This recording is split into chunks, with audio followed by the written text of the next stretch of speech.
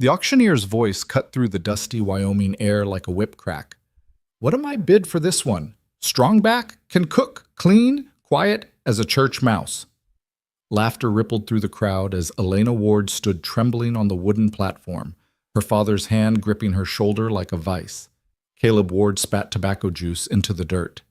She eats too much, but she'll work hard enough if you keep her in line. The shame burned hotter than the August sun. Then a voice, low, rough as gravel, broke through the jeering. $200 cash. The crowd fell silent. A mountain man stepped forward, and Elena's life changed forever. Before we begin this journey together, I invite you to stay with us until the very end. If this story moves you, please hit that like button and comment below with your city. I love seeing how far these tales travel across the world. The morning Elena Ward was sold, the sky over Prescott Station hung low and gray, pregnant with a storm that wouldn't break. She'd known this day was coming, had felt it in her bones the way animals sense earthquakes before the ground starts shaking. Her father had been muttering about it for weeks, ever since the failed wheat harvest left him desperate and mean. "Get yourself presentable," Caleb had barked that morning, throwing a faded calico dress at her. "And for once in your miserable life, try not to look like such a damn burden." Elena had pressed the fabric to her chest, her throat tight. At 23, she'd long since stopped crying at her father's words. The tears had dried up somewhere around her 14th birthday, the same year her mother died and left her alone with a man who saw her as nothing more than another mouth to feed, and a shameful one at that. She'd changed in the corner of the cramped soddy, her fingers trembling as she fastened the buttons. The dress had been her mother's once, back when Margaret Ward still had light in her eyes and hope in her voice. Now it hung loose in some places, strained in others. A constant reminder that Elena's body didn't fit the mold of what frontier men valued in their women. The mirror, a cracked piece of glass propped against the wall, showed her what she already knew. Round face, soft chin, wide hips and heavy arms that had carried water, scrubbed floors, and nursed her dying mother through 2 brutal winters. Her dark hair, thick and unruly, refused to stay pinned no matter how she tried. Her eyes, the same amber brown as prairie grass in autumn, held a weariness that made her look older than her years. "You done primping?" Caleb's voice was sharp with impatience. "Ain't nobody gonna pay extra just 'cause you braided your hair." Elena had followed him out into the August heat, her feet heavy in worn boots that had belonged to her mother. The trading post at Prescott Station was already crowded when they arrived. Ranchers, drifters, merchants, and opportunists drawn by the promise of cheap labor and cheaper goods. The air smelled of horse sweat, whiskey, and desperation. Caleb dragged her through the crowd like a farmer hauling livestock to market. Men looked her over with calculating eyes, weighing her worth in pounds of flour or yards of fence she could mend. Women whispered behind their hands, their expressions ranging from pity to contempt. "That's Caleb Ward's girl," someone muttered. "Heard he's finally getting rid of her." "About time. She's been eating him out of house and home for years. Too old now and too plain. Who'd want her?" Elena kept her eyes on the ground, her hands clasped so tight her knuckles went white. Shame settled over her shoulders like a yoke, familiar and suffocating. This was her value then. This was what her life had come to. The auctioneer, a reed-thin man named Hoskins who ran the trading post, climbed onto a makeshift platform near the hitching posts. He'd been selling supplies all morning, barrels of salt pork, crates of ammunition, a pair of milk cows. Now he turned his attention to human transactions. "Next item," Hoskins announced, his voice carrying over the crowd. "Miss Elena Ward, age 23. Father's looking to place her in service. She can cook, clean, tend animals, knows her herbs and remedies. Her mama was a healer before she passed." Caleb shoved Elena forward, and she stumbled onto the platform, her face burning. The crowd pressed closer, men evaluating her the way they'd evaluate a plow horse. "She got all her teeth?" someone called out. "Can she bear children?" "She looks like she could bear a whole litter," another voice jeered, and laughter rolled through the gathering. Caleb's face darkened. "She's strong," he said loudly, trying to control the narrative. "Works hard. Doesn't complain, and she's got her mother's gift with medicine. Saved 3 children through the fever last winter." "Yeah, but how much does she eat?" The question came from a rancher Elena recognized, Malcolm Byers, a cruel man with a reputation for working his help half to death. She eats what she's given, Caleb snapped. No more, no less. Elena stood frozen, her vision blurring at the edges. This wasn't happening. This couldn't be happening. But the auctioneer's voice droned on and men started calling out offers that made her stomach turn. $50 and a side of beef. $75 if she can actually cook. $100, but only if she comes with that quilt she's carrying. Elena's hand tightened on the bundle she'd brought, her mother's wedding quilt, the only thing of value she owned. Margaret had stitched it during her first winter in Wyoming, every square carefully chosen, every seam straight and true. Elena would sooner die than give it up. The quilt stays with her, Caleb said, surprising her. It ain't worth much anyway. The bidding stalled. Men lost interest, turning back to their whiskey and their conversations. Elena felt herself becoming invisible again, worthless even as merchandise. The auctioneer shifted his weight, ready to move on. Then the crowd parted. He moved like a shadow-given form, tall, broad-shouldered, dressed in buckskin and worn leather that spoke of years in the high country. His hair hung past his shoulders, dark as a raven's wing, and a thick beard covered the lower half of his face. But it was his eyes that caught Elena's attention, pale gray, like winter ice, and utterly unreadable. The crowd fell silent as he approached the platform. Even Caleb took a step back. $200, the man said. His voice was rough from disuse, but it carried weight. Cash. Hoskins blinked. Did you say $200 for the woman and whatever she's carrying? The crowd erupted in whispers. $200 was more than most families saw in 6 months. It was enough to buy a good horse, a winter's worth of supplies, and still have money left over. Caleb's eyes gleamed with greed. Sold, he said, before Hoskins could even respond. She's yours. Elena's legs nearly gave out. She stared at the stranger, trying to make sense of what was happening. He didn't look cruel, but then neither had some of the worst men she'd known. The mountain man pulled a leather pouch from his belt and counted out gold coins into Hoskins' palm. The auctioneer bid each one, testing their authenticity, then nodded. The transaction was complete. Come on then, the stranger said quietly, extending a hand toward Elena. She hesitated, looking back at her father one last time. Caleb was already counting his money, a satisfied smirk on his weathered face. He didn't even glance her way. Something inside Elena's chest cracked clean through. Whatever fragile hope she'd held on to, that her father might change, might see her as something more than a burden, shattered like glass. She took the stranger's hand. His grip was firm, but not painful.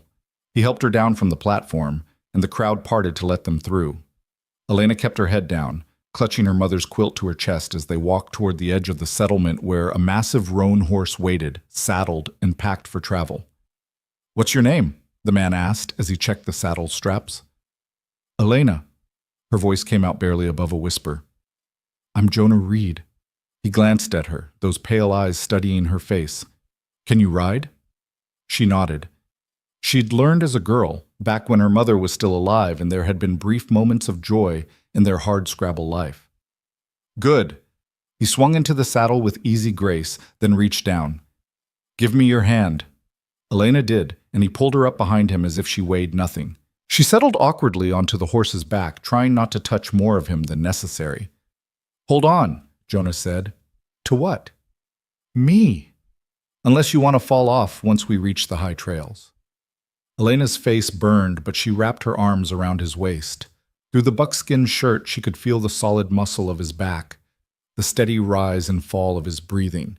He smelled of pine smoke, leather, and something wild she couldn't name. Jonah clicked his tongue, and the roan moved forward at a steady walk. They left Prescott Station behind, heading north toward the distant mountains that rose like blue shadows on the horizon. Elena watched the settlement disappear, along with everything she'd ever known. The soddy where her mother had died, the creek where she'd gathered water every morning for 23 years, the graves of neighbors who'd shown her brief kindness before moving on or dying off. Where are you taking me? She finally asked, her voice muffled against his shoulder. My cabin. 3 days' ride north, up in the high country. What? She swallowed hard. What do you want from me? Jonah was silent for so long she thought he wouldn't answer. Then, I need help. My place needs tending. I need someone who knows healing, who can work the land when I'm out trapping. That's all?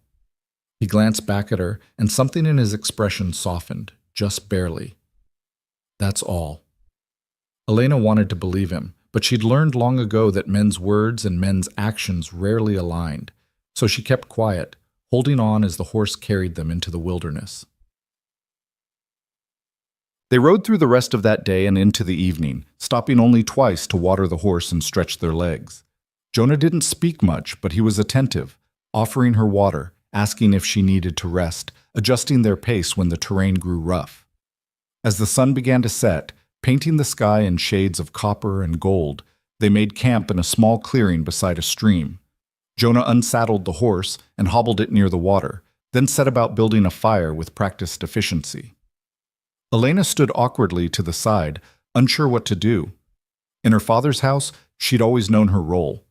Here, everything was uncertain. There's coffee in the saddlebag, Jonah said, nodding toward his gear. And some dried meat. Help yourself. She found the supplies and busied herself making coffee, grateful for a task. The familiar motion steadied her, measuring grounds, adding water from the canteen, setting the pot near the flames. When the coffee was ready, she poured 2 cups and offered one to Jonah. He took it with a nod of thanks. You know how to make a good cup. My mother taught me.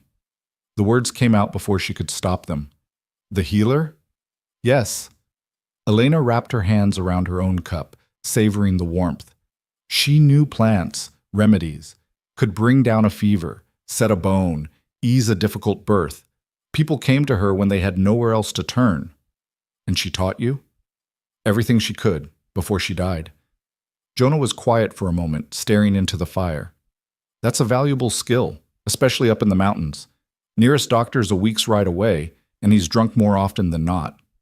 Elena sipped her coffee, studying him in the firelight. He had a weathered face, lined by sun and wind, but he couldn't be much older than 35. His hands were scarred and calloused, the hands of a man who'd spent years working hard and living rough. Why did you buy me? The question escaped before she could think better of it. Jonah looked up, meeting her eyes. I didn't buy you. You paid my father. I paid him to leave you alone. There's a difference. He set his cup down. I saw what was happening, saw how he treated you, how the crowd looked at you. I've got no use for men who sell their own blood like livestock. Elena's throat tightened. You don't even know me. No, but I know men like your father. Something dark flickered in Jonah's eyes. I know what it's like to be someone's burden, someone's shame. The words hung in the air between them, heavy with unspoken history. Elena wanted to ask more, but the walls around Jonah's expression told her the conversation was over. Get some sleep, he said, pulling a bedroll from his pack and tossing it to her. We've got a long ride ahead tomorrow. Elena spread the bedroll on the far side of the fire, wrapped herself in her mother's quilt, and lay down. The ground was hard, the night sounds unfamiliar. Owls hooting, coyotes yipping in the distance, the rustle of wind through pine branches. Across the fire, Jonah sat with his rifle across his lap, keeping watch. Elena watched him through her lashes, this stranger who'd changed everything with $200 and a handful of words. She didn't know if she should trust him, didn't know what waited for her in those distant mountains. But as exhaustion finally dragged her under, one thought surfaced clear and bright. For the first time in her life, someone had chosen her. Not out of obligation or pity, but because he'd seen her worth when no one else had. It was a strange, fragile thing, this spark of hope, but Elena held on to it as she drifted into sleep, her mother's quilt wrapped tight around her shoulders. The second day's ride took them higher into the mountains, following narrow trails that switched back through stands of pine and aspen. The air grew thinner, colder, scented with sage and wildflowers. Elena's legs ached from riding, her hands cramped from holding on to Jonah's waist, but she didn't complain. Around midday, they stopped beside a creek to rest the horse. Elena knelt at the water's edge, splashing her face and drinking deep. The water was so cold it made her teeth ache, but it tasted clean and sweet, nothing like the muddy creek back in Prescott Station. Beautiful, isn't it? Jonah's voice came from behind her. Elena looked up at the towering peaks, the endless expanse of forest stretching in every direction. I've never seen anything like it. This is just the foothills. Wait until we get higher. She turned to face him. Do you ever get lonely? Living up here by yourself? Jonah considered the question, his expression thoughtful. Sometimes, but I prefer loneliness to bad company. Is that why you left civilization? Part of it. He crouched beside the creek, refilling his canteen. I spent 10 years as an army scout after the war, saw things, did things I'm not proud of. When my contract ended, I came up here to forget. Did it work? No. He straightened, his jaw tight. But at least up here, I'm not making things worse. Elena recognized the weight in his voice. The same burden she'd carried for years. The belief that her very existence was a problem to be solved. What made you come down to Prescott Station? Needed supplies. Salt, ammunition, coffee. He met her eyes. Wasn't planning on bringing anyone back with me. Then why? I told you. I saw what was happening and I couldn't walk away. Jonah's voice was firm. I've walked away from too many things in my life, Elena. I wasn't about to walk away from that. The use of her name, simple, direct, without mockery or condescension, made something in her chest tighten. When was the last time someone had spoken her name with respect? They rode on through the afternoon, climbing higher still. The landscape changed around them, dense forest giving way to alpine meadows dotted with wildflowers. Elk grazed in the distance, their massive antlers silhouetted against the sky. Hawks circled overhead, riding thermals with effortless grace. Elena found herself relaxing into the rhythm of the journey. The horse's steady gait, the whisper of wind through the trees, the solid warmth of Jonah's back against her arms. It all felt strangely peaceful. For the first time in years, the constant knot of anxiety in her stomach began to loosen. As evening approached, they crested a ridge and Jonah reined the horse to a stop. There, he said, pointing. Elena followed his gesture and caught her breath. Below them, nestled in a valley between two peaks, sat a log cabin. Smoke curled from the stone chimney, and a small corral held 3 horses grazing peacefully. Behind the cabin, a stream tumbled down from the heights, its water sparkling in the fading light. The meadow surrounding the cabin was thick with grass, wildflowers nodding in the breeze. That's home, Jonah said quietly. Home. Elena tested the word in her mind, trying to imagine a place where she belonged. The cabin looked solid, well-built, sheltered from the worst of the mountain weather, but more than that, it looked like sanctuary. They descended into the valley as the sun touched the western peaks. By the time they reached the cabin, twilight had settled over the land, painting everything in shades of blue and purple. Jonah dismounted first, then helped Elena down. Her legs wobbled when her feet hit the ground, stiff from 2 days of riding. He steadied her with a hand on her elbow. Easy. You'll get your land legs back. Elena looked up at the cabin. Up close, she could see the careful craftsmanship. The logs fitted tight, the roof shingled with hand-split cedar, the windows covered with oiled parchment that glowed softly from the fire within. Someone's inside, she said, her heart suddenly racing. Just old Tom. He watches the place when I'm gone. Jonah opened the door and called out, Tom, I'm back! A grizzled man appeared in the doorway, his weathered face breaking into a gap-toothed grin. About damn time, Reed. I was starting to think you'd gotten yourself... He stopped, his eyes widening as he spotted Elena. Well, I'll be damned. Tom, this is Elena Ward. She'll be staying on to help manage the place. Tom looked from Jonah to Elena and back again, his expression skeptical but not unkind. That's so? That's so. Jonah's tone left no room for argument. Tom shrugged. Your business, Reed. I'll just collect my things and head out. Stay for supper, Jonah offered. Leave in the morning. Don't mind if I do. Tom stepped aside to let them enter. The cabin's interior was larger than Elena had expected. One main room with a stone fireplace, a sturdy table and chairs, shelves lined with supplies, and a sleeping loft accessible by a ladder. A smaller room off to the side appeared to be for storage. Everything was neat, organized, built to last. But what struck Elena most was the emptiness. No curtains on the windows, no rugs on the floor, no personal touches beyond the necessary tools of survival. It was a place for existing, not living. "I'll show you where things are," Jonah said, setting down his pack. "Tom, there's venison in the root cellar. Elena, you feel up to cooking?" Elena nodded, grateful for something useful to do. As Tom fetched the meat and Jonah tended to the horses, she explored the cabin's supplies. Flour, cornmeal, salt, dried beans, coffee. Basic staples, but enough to work with. She found a cast iron skillet, cut the venison into strips, and set them to frying over the fire. In the root cellar, accessed by a trapdoor in the floor, she discovered potatoes, onions, and dried herbs. Not her mother's carefully tended garden, but close enough. As she cooked, muscle memory took over. The familiar motions calmed her racing thoughts.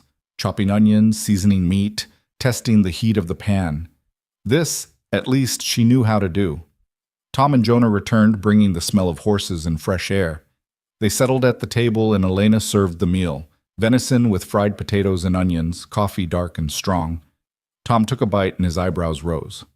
"Girl can cook." "Told you," Jonah said. They ate in comfortable silence, broken only by the crackle of the fire and the scrape of forks on tin plates. Elena picked at her food, too nervous to eat much, but both men cleaned their plates and reached for seconds. When the meal was done, Tom pushed back from the table with a satisfied grunt. "Reed, I'll say this. You might be onto something here." Jonah didn't respond, but Elena caught the slight curve of his mouth that might have been a smile. Later, after Tom had climbed into the loft and his snores rattled the rafters, Jonah showed Elena the storage room.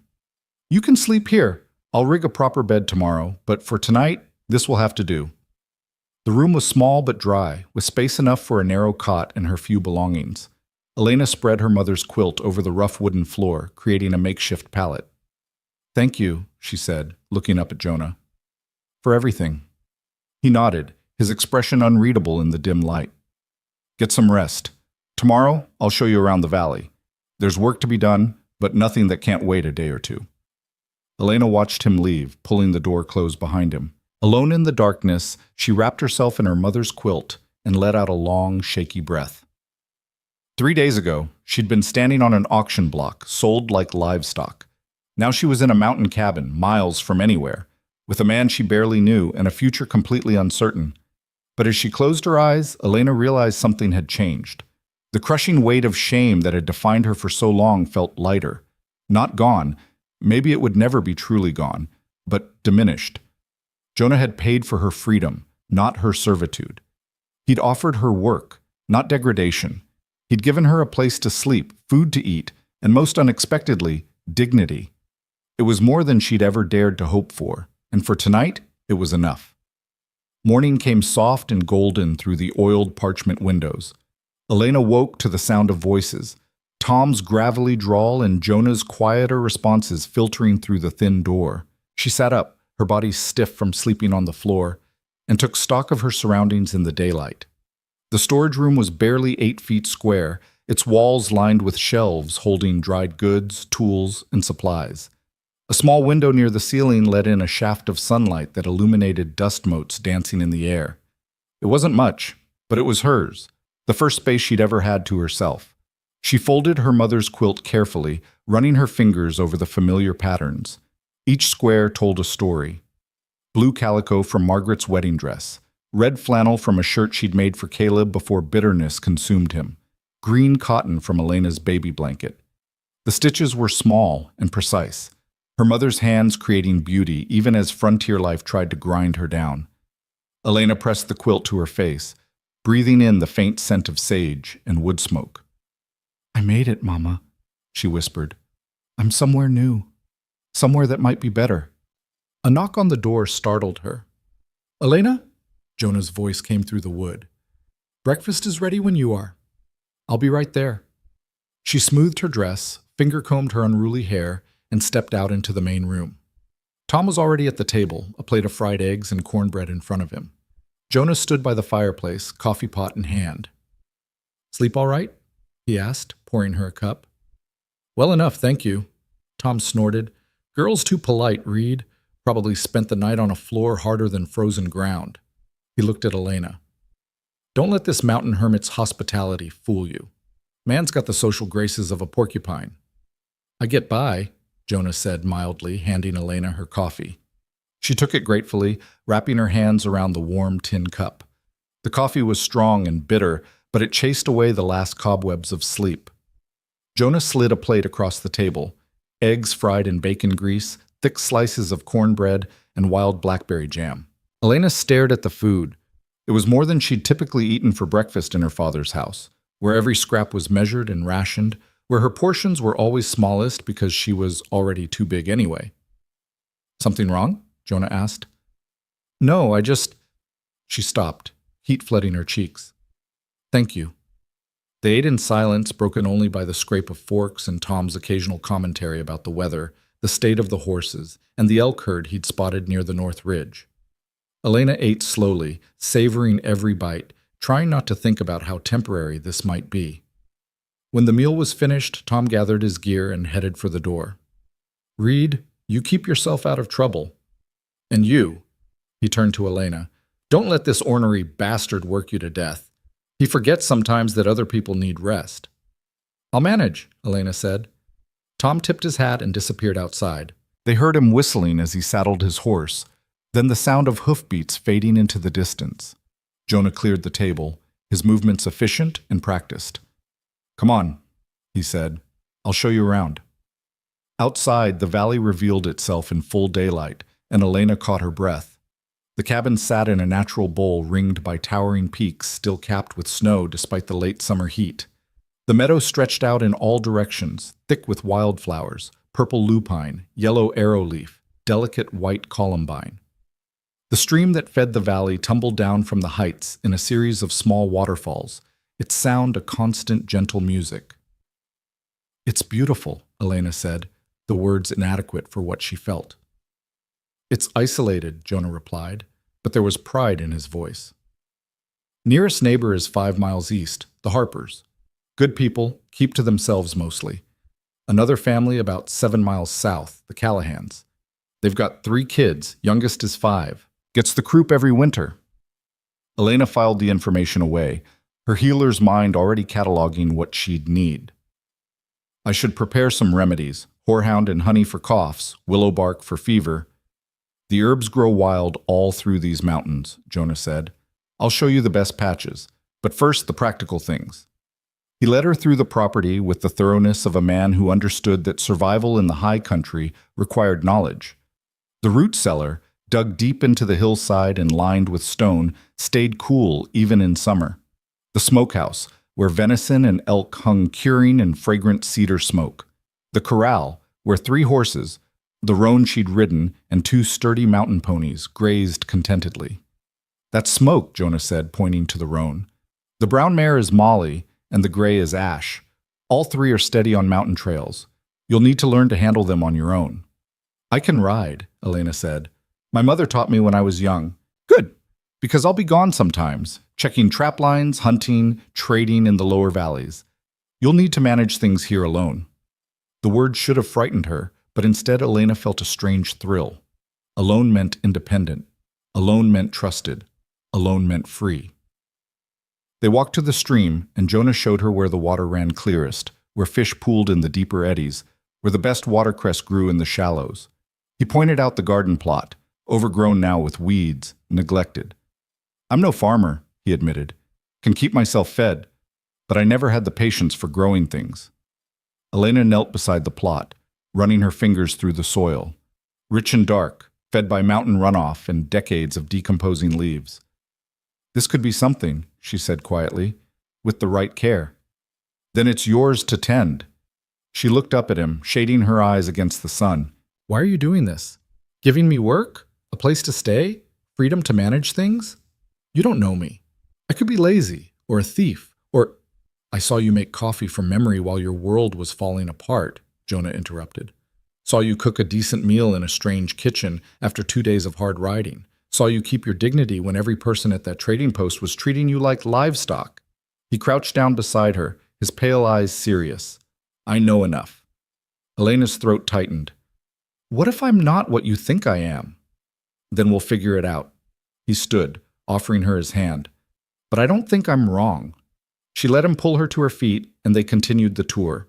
He showed her the shed where tools were kept, the lean-to that sheltered firewood through the winter, the trail that led to a natural spring a quarter-mile up the mountain where the water tasted of minerals and stone. By midday, Elena's head was spinning with information. She'd filled her mental catalog with landmarks, plants, dangers to avoid, the steep ravine on the western edge of the property, the rocky outcrop where mountain lions sometimes sunned themselves, the patch of nightshade growing near the tree line. "That's enough for today," Jonah said, reading her exhaustion. "You need rest, and I need to check the trap lines before dark." Back at the cabin, he saddled Smoke while Elena watched from the doorway. He moved with the kind of easy competence that came from years of practice, every motion deliberate and sure. "There's bread and cheese for lunch," he said, swinging into the saddle. "I'll be back before supper. If anything happens, anything at all, fire 3 shots from the rifle. I'll hear it and come back." "What kind of things might happen?" "Bears, mostly. They usually avoid the cabin, but occasionally one gets curious. There's also been talk of drifters in the lower valleys, men who'd rather steal than work." His expression darkened. "You see anyone you don't know, you get inside, bar the door, and fire those 3 shots. Understand?" Elena nodded, her earlier sense of peace evaporating. The rifle hung above the door, loaded and ready. She'd shot one before. Her mother had insisted she learn, but the thought of actually needing to use it made her stomach clench. "I'll be fine," she said, with more confidence than she felt. Jonah studied her for a long moment, then nodded. "I believe you will." He rode off toward the north ridge, and Elena watched until he disappeared into the tree line. Then she turned back to the cabin, suddenly aware of how alone she was. The silence pressed in, not threatening, but absolute. No voices, no wagon wheels, no sounds of human activity, just wind through the pines, the distant cry of a hawk, and the steady murmur of the stream. Elena took a deep breath and got to work. She started with the cabin itself, sweeping floors that hadn't seen a broom in who knew how long. Dust billowed up in clouds, making her sneeze, but she persisted. She scrubbed the table, organized the shelves, and washed every dish and pot she could find. The physical labor felt good, purposeful. In the storage room, she unpacked her few belongings, 2 spare dresses, her mother's sewing kit, a small Bible with Margaret's name written inside the cover in careful script and tucked deep within the quilt's folds, something she'd almost forgotten. Elena's fingers found the stiff parchment sewn into the lining, hidden so well she'd never noticed it before. She worked the stitches loose carefully, her heart pounding, and pulled out a folded document, yellowed with age. The paper crackled as she opened it. Legal language, formal and dense, but certain words jumped out. Water rights, territorial deed, Margaret Ann Prescott, her mother's maiden name. Elena's hands trembled as she read. It was a deed, signed and sealed, granting her mother, and by extension, her heirs, control of the water rights for Prescott Valley, the very valley where the trading post sat. The document was dated 1851, before Wyoming was even a proper territory, back when Margaret's father had been one of the first settlers. "Mama," Elena whispered, "why didn't you tell me?" But she knew why. Caleb would have taken it, sold it, used it for whiskey money. Margaret had hidden it, protected it, sewn it into the quilt that would pass to her daughter. A final gift. A final act of love. Elena refolded the deed with shaking hands and tucked it into the very bottom of her mother's sewing kit, beneath the spools of thread and packets of needles. This wasn't the time to think about what it meant, what power it represented. For now, it was enough to know it existed. She finished cleaning as the afternoon light slanted golden through the windows. The cabin looked different now, still simple, still rough, but cared for. She'd found a crate in the shed and upended it beside the fireplace to create a small side table. A handful of wildflowers in a tin cup added color. Small changes, but they mattered. Elena was outside beating dust from a blanket when she heard horses approaching. Her heart leaped into her throat, and she dropped the blanket, running for the cabin and the rifle above the door. But before she could reach it, a woman's voice called out, "Hello, the house! We're friendly!" Elena paused in the doorway, her pulse racing. 2 horses emerged from the tree line, a sturdy bay and a paint pony. The bay carried a woman about Elena's age, blonde and sun-weathered, with a baby strapped to her chest. The pony carried 2 children, a boy of maybe 7 and a girl who couldn't be more than 5. The woman reined in near the porch, her expression cautious but curious. "You must be Elena. Tom stopped by our place this morning, said Jonah had brought someone back from Prescott Station." "I'm Sarah Harper," the woman continued when Elena didn't respond. "This is my son William, my daughter Lucy, and the baby is Thomas. We're your nearest neighbors." Elena found her voice. "Mrs. Harper, I'm Elena Ward. Call me Sarah, please." The woman dismounted with practiced ease despite the baby and tied her horse to the porch rail.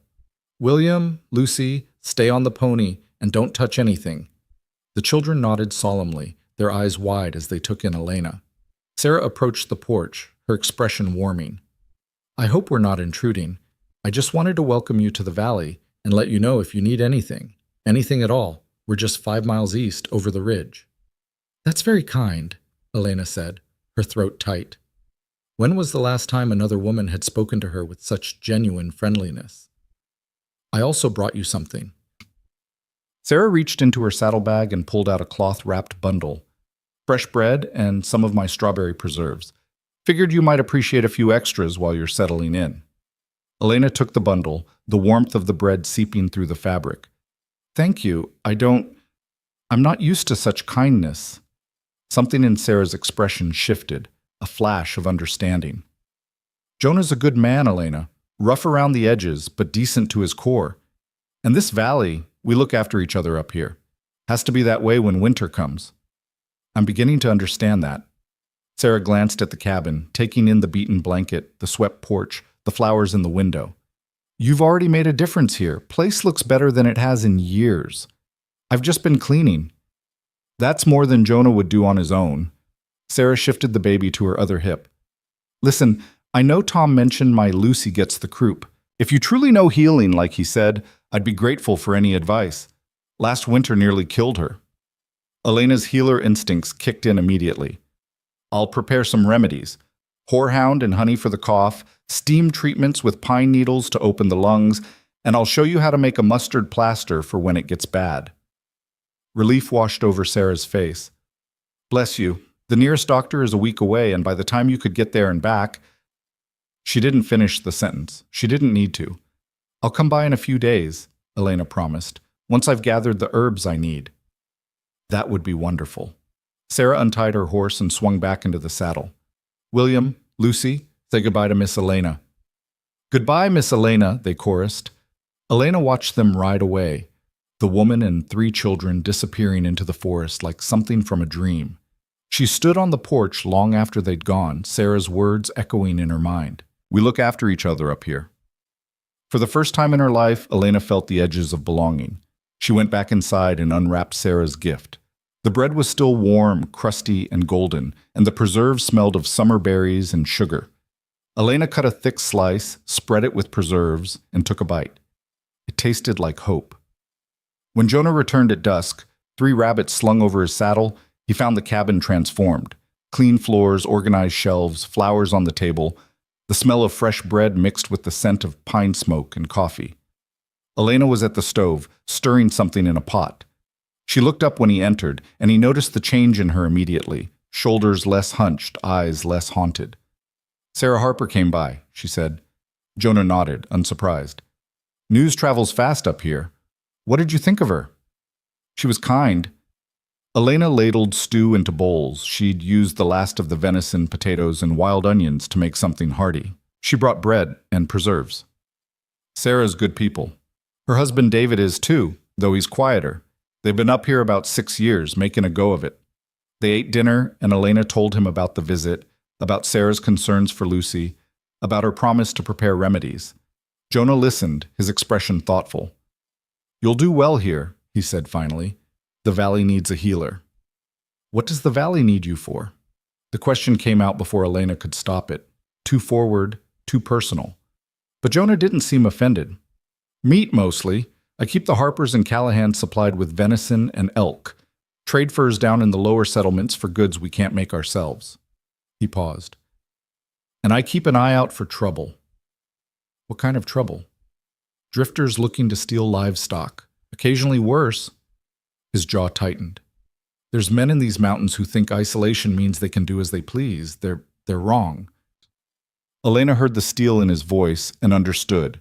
Jonah Reed might prefer solitude, but he wasn't indifferent to injustice. He'd proven that when he bought her freedom. After dinner, Jonah built a simple bed frame in the storage room. Rough lumber and rope, but solid. Elena stuffed a mattress tick with dried grass and pine needles, and for the first time in 3 days, she had a real bed to sleep in. That night, lying in the darkness with her mother's quilt pulled up to her chin, Elena listened to the sounds of the cabin settling. Jonah's quiet movements in the main room as he banked the fire and prepared for sleep. The creak of the ladder as he climbed to the loft. The whisper of wind through the eaves. She thought about the deed hidden in her sewing kit, about the power it represented, power her father would have killed for, power that could change everything. But she also thought about Sarah Harper's kindness, about Jonah's steady presence, about this valley that seemed to operate on principles of mutual support rather than exploitation. Maybe the deed didn't matter here. Maybe what mattered was that she'd finally found a place where her worth wasn't measured in pounds or beauty or obedience. A place where she could simply be Elena, and that might be enough. The days that followed fell into a rhythm. Jonah would leave at dawn to check trap lines or hunt, and Elena would tend to the cabin, the garden, and increasingly to her growing knowledge of the valley's medicinal plants. She discovered wild chamomile growing near the stream, yarrow in the high meadows, and stands of willow whose bark she could harvest for fever remedies. She hung bundles of herbs from the rafters to dry, filling the cabin with the scent of sage, mint, and lavender. One morning, a week after Sarah's first visit, Elena was gathering coltsfoot near the North Ridge when she heard voices. She froze, Jonah's warnings about drifters echoing in her mind. But these voices were young, high-pitched. She peered through the trees and saw 2 children, Sarah's son William and daughter Lucy, crouched beside the stream with fishing poles. Elena approached quietly. "Any luck?" William jumped, nearly dropping his pole, but Lucy just grinned. "We caught 3 already. Mama said we could keep them for supper if we cleaned them ourselves." "That's a good skill to learn." Elena settled on a rock nearby, watching them work. William was focused and methodical, but Lucy kept getting distracted by dragonflies skimming the water's surface. "Miss Elena," Lucy said suddenly, "is it true you can make medicine from plants?" "I can. My mother taught me." "Could you teach me?" Elena blinked, surprised. "You want to learn healing?" "Mama says it's important. Says we need more healers in the valley, especially for when the snow comes and we can't get to town." William spoke up without taking his eyes off his fishing line. "Last winter, Lucy almost died from the croup. Mama was scared. I was scared too."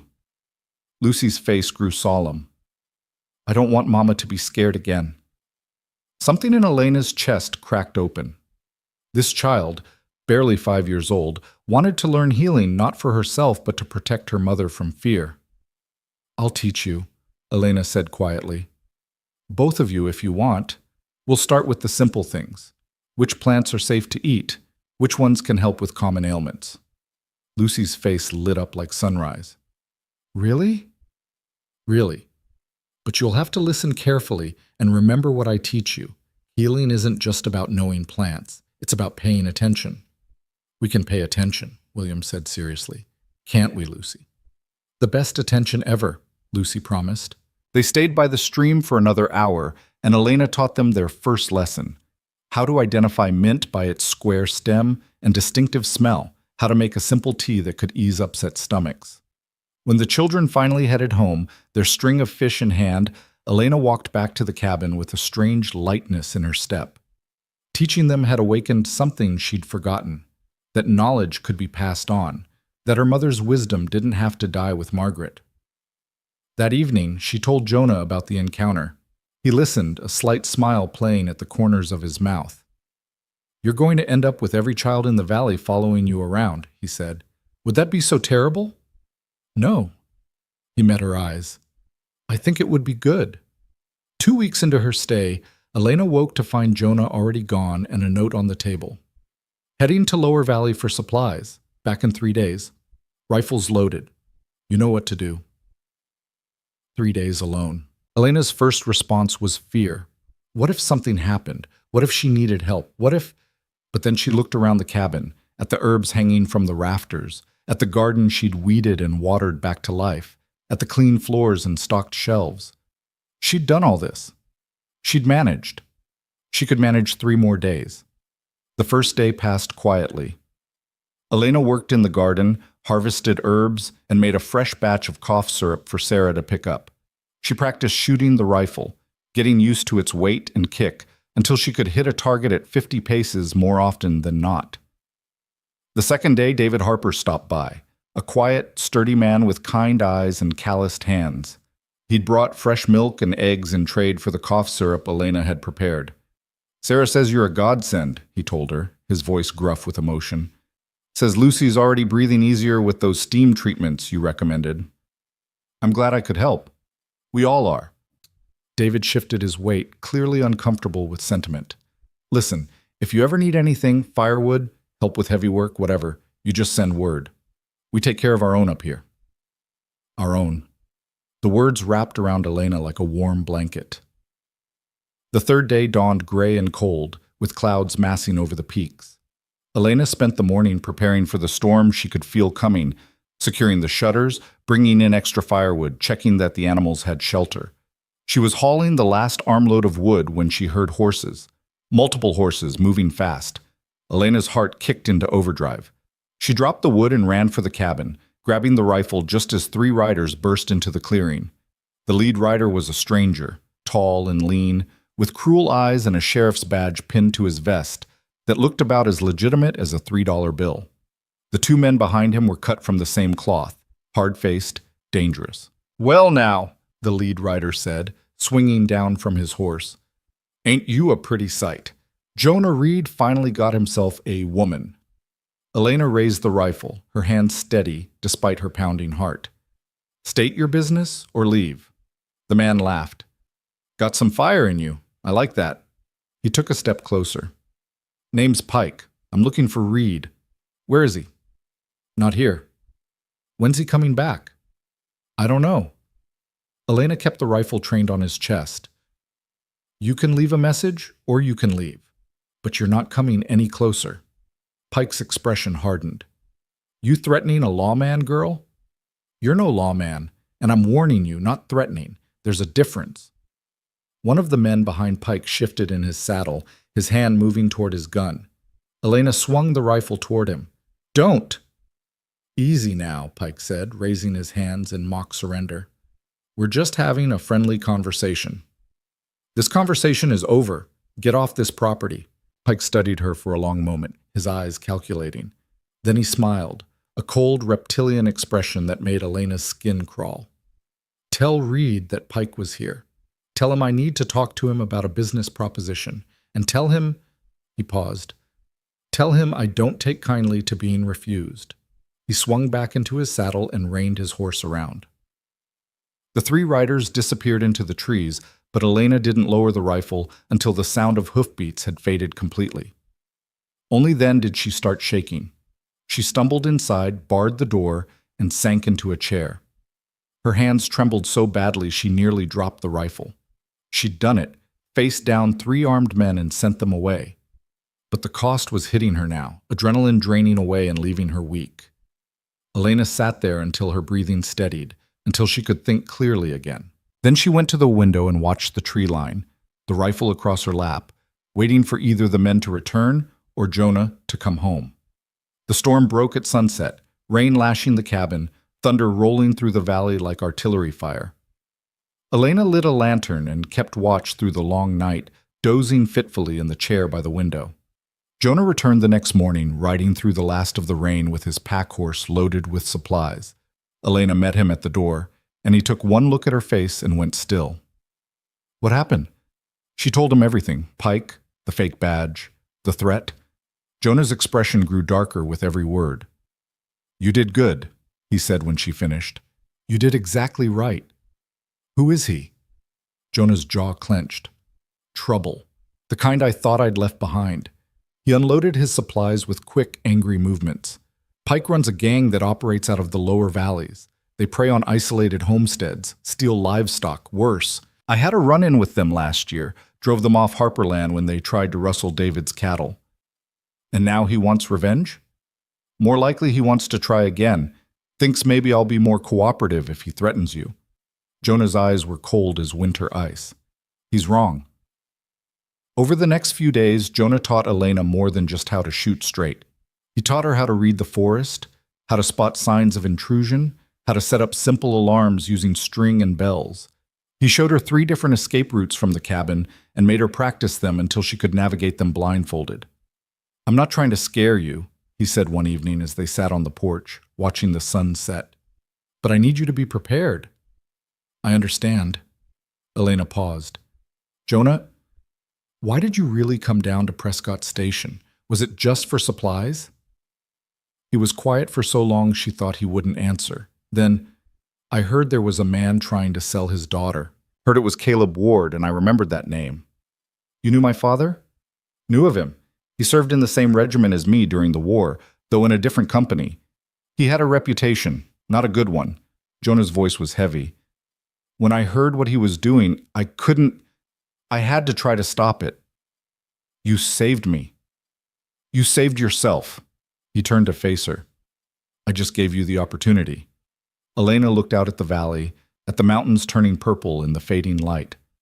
"I want to stay here. I want this to be home." "It already is," Jonah said simply. And Elena realized he was right. Somewhere in the past weeks, this remote cabin in Wild Valley had become more of a home than anywhere she'd ever lived. Not because of the place itself, but because of what it represented: freedom, dignity, purpose. She belonged here. Now she just had to figure out how to protect it. The protection Elena thought she needed came from an unexpected source 3 weeks later, though not in the way she'd imagined. She was teaching William and Lucy about yarrow, how to identify its feathery leaves, how to use it to stop bleeding, when Sarah arrived with news that drained the color from her face. "Caleb Ward's in the lower valley," Sarah said without preamble. "Showed up 2 days ago asking questions about his daughter." Elena's hands stilled on the plant she'd been holding. "How do you know?" "David heard it from the Callahans, who heard it from a trapper passing through.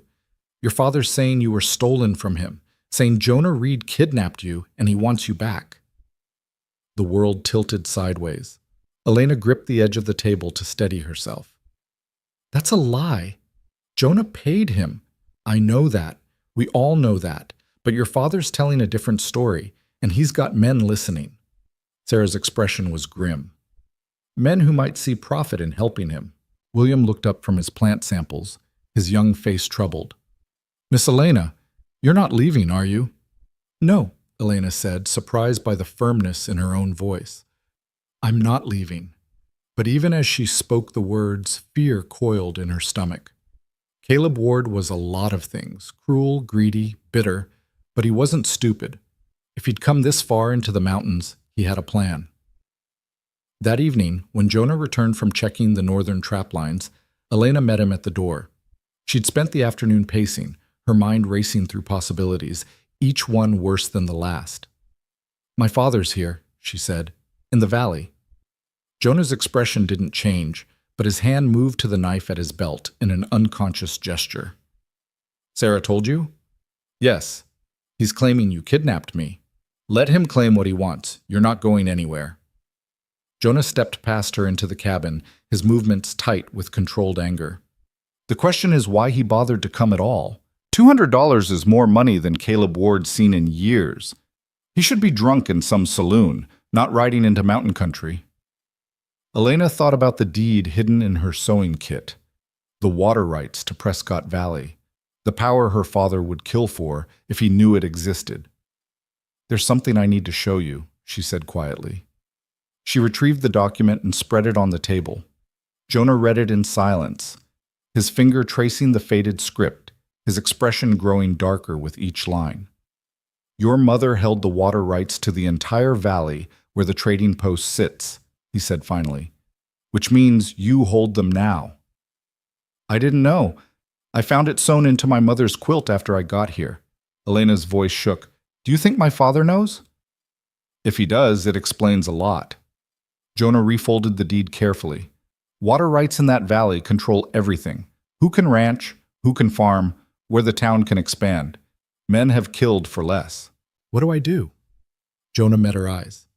You keep this safe. You don't tell anyone else it exists, and you let me handle your father. I won't let you fight my battles.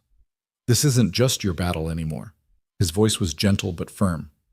Pike's gang, your father's showing up, they're connected somehow. I can feel it. And if they're working together, they're after more than just you. Elena wanted to argue, but she could see the logic in his words. Still, the thought of hiding while others faced danger on her behalf made her sick. I'm not helpless, Jonah. I proved that when Pike came. I know, but there's a difference between defending yourself and walking into a trap. He touched her shoulder briefly, a rare gesture of comfort. Trust me on this. She nodded, though everything in her rebelled against the passivity. What's your plan? First, I'm going to talk to the Harpers and the Callahans.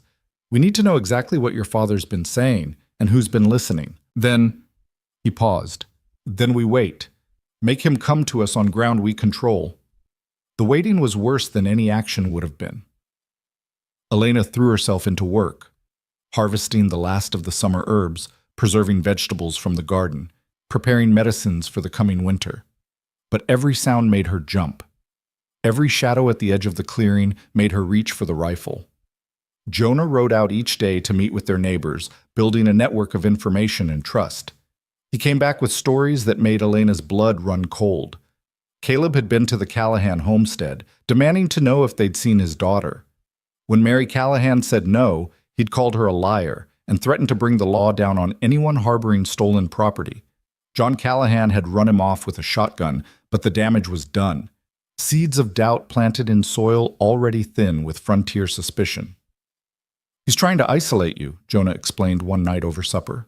Make people believe his version of events, so when he makes his move, no one will interfere. And is it working? Not with the people who matter. The Harpers and Callahans know the truth, so do the Mitchells and the Bensons further south. But there's others, newer settlers, drifters, men who might see an opportunity. Elena pushed food around her plate, her appetite gone. This is because of me. Because I exist. This is because your father is a greedy bastard who sees you as property. Jonah's voice was hard. Don't you dare take responsibility for his choices. She looked up, startled by the intensity in his eyes. You barely know me. Why do you care so much? Because I know what it's like to be treated as less than human. He stood abruptly, his chair scraping against the floor. I spent 10 years following orders that made me sick, doing things I can never take back, all because I believed I had no choice. When I finally found the courage to walk away, I swore I'd never stand by and watch someone else be trapped the same way. Elena's throat tightened. What did they make you do? Things I won't speak of. Jonah moved to the window, staring out at the darkness. But I'll tell you this, every man has a choice about what kind of person he wants to be. Your father made his choice long ago. I made mine when I bought your freedom. Now you get to make yours. I choose to stay. I choose to fight. Then we fight together. The next morning brought a cold rain that turned the valley gray and somber. Elena was grinding herbs when she heard voices outside, multiple voices, some raised in anger. She grabbed the rifle and went to the door, her heart hammering. Through the rain, she could see 6 riders approaching the cabin. Jonah was already outside, his own rifle in hand, positioned between the riders and the porch. The lead rider was Caleb Ward. He looked worse than Elena remembered. Thinner, meaner, his eyes bloodshot and wild. The men with him were a rough crew, drifters and opportunists drawn by the promise of easy money. That's far enough, Jonah called out when they were still 20 yards away. Caleb reined in his horse, his gaze sliding past Jonah to fix on Elena in the doorway. There she is. There's my daughter, stolen from me by this mountain trash. You sold her, Jonah said flatly. I paid you $200 in front of witnesses. You took advantage of a desperate father. Caleb's voice rose, theatrical in its false grief. I was out of my mind with worry about the harvest, and you swooped in like a vulture, offering money for my only child. One of the riders shifted uncomfortably. Maybe we should... Shut up, Caleb snapped.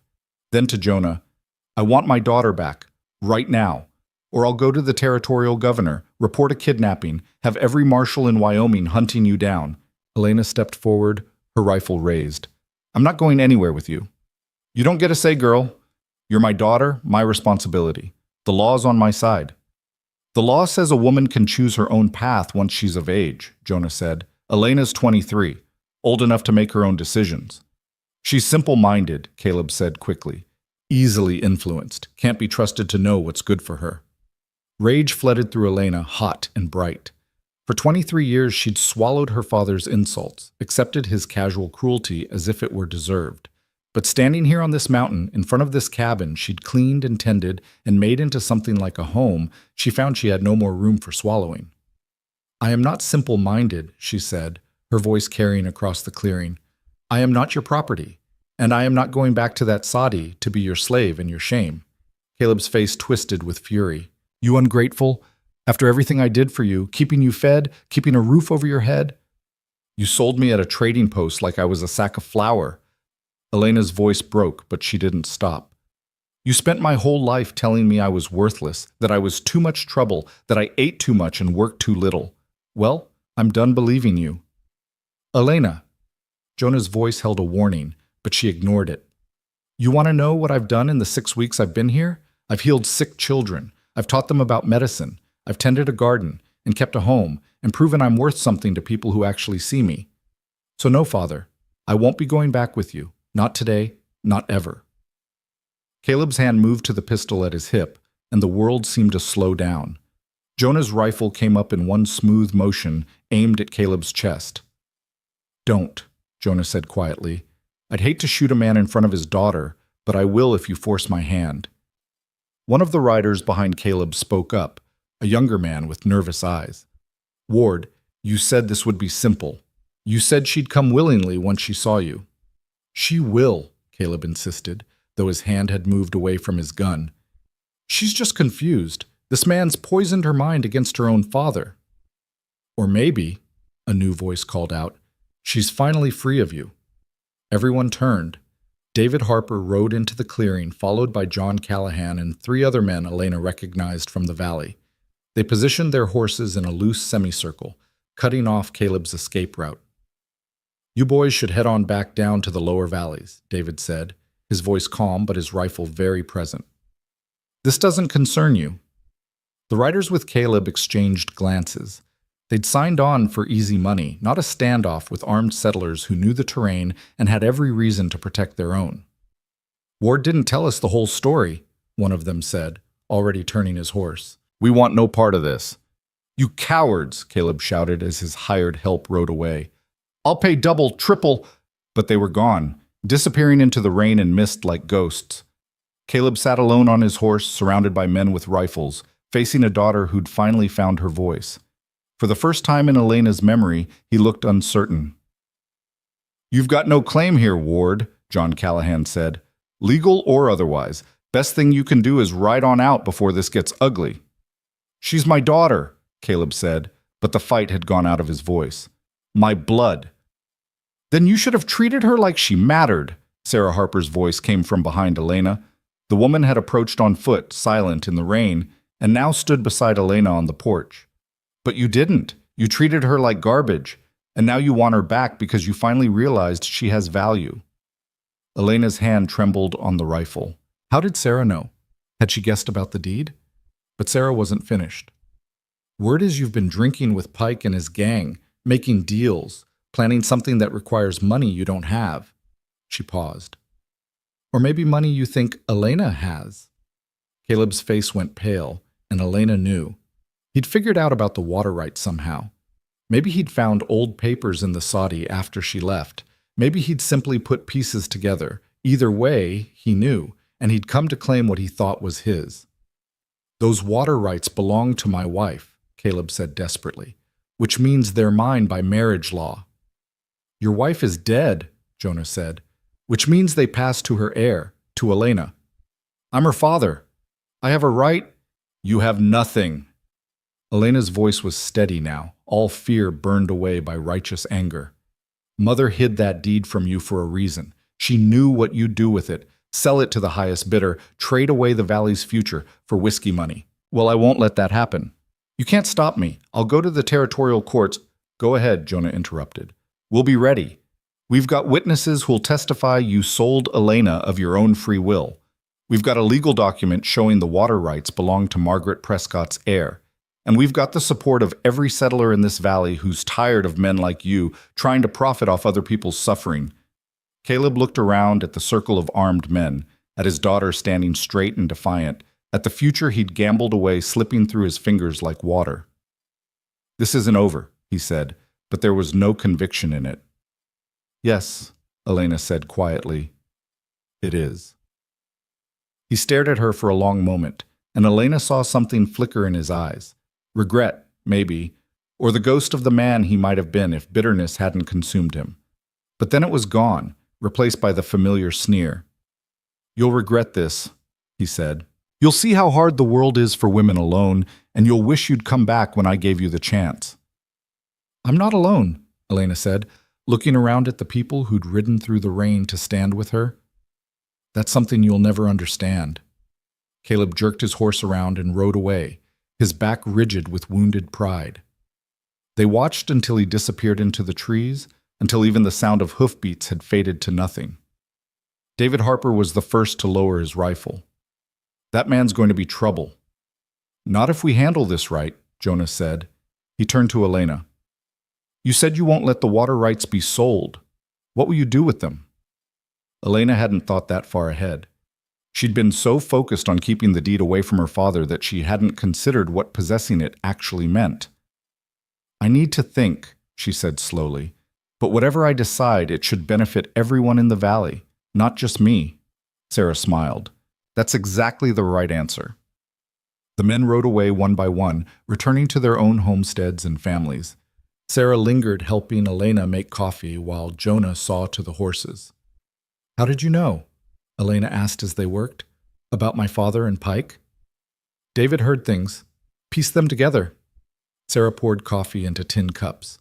Pike's been trying to gain control of the lower valleys for years. If he could get those water rights, he'd have leverage over every rancher and farmer in the region. Your father probably promised to deliver the deed in exchange for a cut of Pike's profits. But Pike doesn't have the deed, I do. Which makes you a problem he'll need to solve. Sarah's expression was serious. You stood up to your father today, and that took courage. But Pike's a different kind of enemy. He won't give up just because you said no. Elena knew she was right. The confrontation with Caleb had been a battle, but the war was far from over. That night, after Sarah had gone, and the cabin was quiet except for the rain drumming on the roof, Elena sat by the fire with the deed spread across her lap. Jonas sat across from her, cleaning his rifle with methodical precision. I could give it to the valley, Elena said finally. Create some kind of, community trust, so no one person controls the water. That's generous. Maybe too generous. What do you mean? Jonah set down the rifle and met her eyes. Those rights are valuable, Elena. They could make you wealthy, give you security for life. You could leave here, go anywhere, be anyone. I don't want to leave here. The words came without hesitation. This is the first place I've ever felt like I belong. Even knowing the danger? Knowing Pike won't stop coming? Even then. Elena folded the deed carefully. My mother survived 20 years in that Saudi with a man who despised her. She hid this deed, protected it, because she believed it mattered. I won't dishonor her sacrifice by using it for personal gain. Then what will you do? I'll share it. Create a charter that gives every settler fair access to water. Prevent anyone, Pike or my father or anyone else, from monopolizing a resource people need to survive. She looked up at Jonah. Will you help me? Of course. Something shifted in his expression, a warmth she hadn't seen before. You're remarkable, you know that? Heat flooded Elena's cheeks.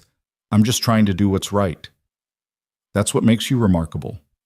They sat in companionable silence, the fire crackling, the rain easing to a gentle patter. Elena felt the weight of the day settling into her bones. Exhaustion, but also pride. She'd faced her father and won. She'd found her voice and used it. She'd made a choice about her future, and it felt right. But as she drifted toward sleep that night, Elena couldn't shake the feeling that the real test was still ahead. Caleb had retreated, but he'd do so with wounded pride and empty pockets. Pike had lost his easy path to the water rights, which made him more dangerous, not less. The storm was coming. Elena could feel it gathering like the thunderheads over the peaks, dark and heavy with the promise of violence. She just hoped she'd be strong enough to weather it. The answer came sooner than expected. 3 days after Caleb's confrontation, Elena was teaching Lucy about comfrey root when William came running up the path, his face pale with fear. "Miss Elena, Papa says you need to come quick. There's men at our place, lots of them." Elena's blood ran cold. "What kind of men?" "Pike's men. They've got Mama and Papa surrounded. They're saying—" William's voice broke. "They're saying, if you don't come and bring that paper, they'll burn our house down with everyone inside." Jonah, who'd been splitting firewood, dropped the axe and crossed to them in 3 strides. "How many men?" "I counted 8. Maybe more in the trees." William was shaking. "Papa told me to run, to get you and come back with help." "Smart boy." Jonah's mind was clearly racing, calculating odds and options. "How long ago was this?" "Maybe 20 minutes. I ran the whole way." 20 minutes. Not much time, but maybe enough. Jonah looked at Elena. "You know what they want? I won't let them hurt the Harpers because of me. If you go there, they'll take the deed and probably kill you anyway. Pike doesn't leave witnesses." "Then we don't give them what they want." Elena's voice was steady despite the terror coursing through her veins. "We give them something else." She ran inside and grabbed her mother's sewing kit, dumping its contents on the table. At the very bottom, beneath thread and needles and buttons, lay the deed. Elena stared at it for a moment, this piece of parchment that had caused so much trouble, that represented her mother's hope and her father's greed and Pike's ambition. Then she grabbed a blank sheet of paper from Jonah's supply shelf and began to write, copying the legal language as closely as she could manage, making it look official. It wouldn't hold up to serious scrutiny, but in dim light, from a distance, it might buy them time. "What are you doing?" Jonah asked. "Making a decoy." Elena's hand moved quickly across the page. "If Pike wants the deed badly enough to threaten children, he's desperate. Desperate men make mistakes. Or they burn houses down with families inside. Not if we get there first." Elena finished the fake document and folded it carefully, tucking it into her dress pocket. The real deed went back into the sewing kit, hidden beneath the false bottom she'd created. "William, can you ride?" "Yes, ma'am." "Good. You're going to the Callahans. Tell them what's happening. Tell them we need every able body at the Harper place as fast as they can get there." She turned to Jonah. "You and I are going to end this." "Elena, I won't hide anymore." Her voice was fierce. "Sarah stood with me when my father came. I'll stand with her now." Jonah looked at her for a long moment, and Elena saw the exact instant he made his decision. "All right, but we do this smart. We don't give Pike any advantage we don't have to." They saddled horses with frantic efficiency. Smoke for Jonah, Molly for Elena. William rode Ash, the sturdy gray, racing off toward the Callahan homestead while Jonah and Elena headed east toward the Harper place. The ride was brutal, pushing the horses as fast as they dared on the mountain trails. Elena's mind raced with possibilities, each one worse than the last. Sarah trapped. Lucy and the baby in danger. David outnumbered and outgunned, all because of a piece of paper Elena's mother had hidden 20 years ago. "We're going to fix this," Jonah said, as if reading her thoughts. "Whatever it takes." "Promise me something," Elena said. "If it comes down to a choice between the deed and the Harpers, we choose the Harpers. It won't come to that. Promise me." "I promise." Jonah's voice was grim. "The paper isn't worth a single life." They crested the ridge overlooking the Harper homestead just as the sun began its descent toward the western peaks. Below, Elena could see the house, a sturdy log structure with a split-rail fence and a barn. Horses clustered near the porch, more than 8 as William had said. Men with rifles stood in a loose perimeter around the building. And on the porch, Sarah stood with Lucy in her arms and the baby strapped to her chest, David beside her with his hands raised in surrender. Pike sat on his horse in the center of it all, looking for all the world like a king surveying his conquered territory. We're too late, Elena whispered. No. Jonah's hand covered hers on the reins. We're exactly on time. This is where we make our stand. He clicked his tongue, and smoke started down the slope, Elena following on Molly. They rode slowly, deliberately, giving Pike's men plenty of time to see them coming. Pike turned in his saddle, a smile spreading across his face when he recognized them. Well, well, the mountain man and his prize, right on schedule. They reined in at the edge of the clearing, still mounted, still mobile. Jonah's rifle rested across his saddle, casual but ready. Let them go, Jonah said. Your business is with us, not them.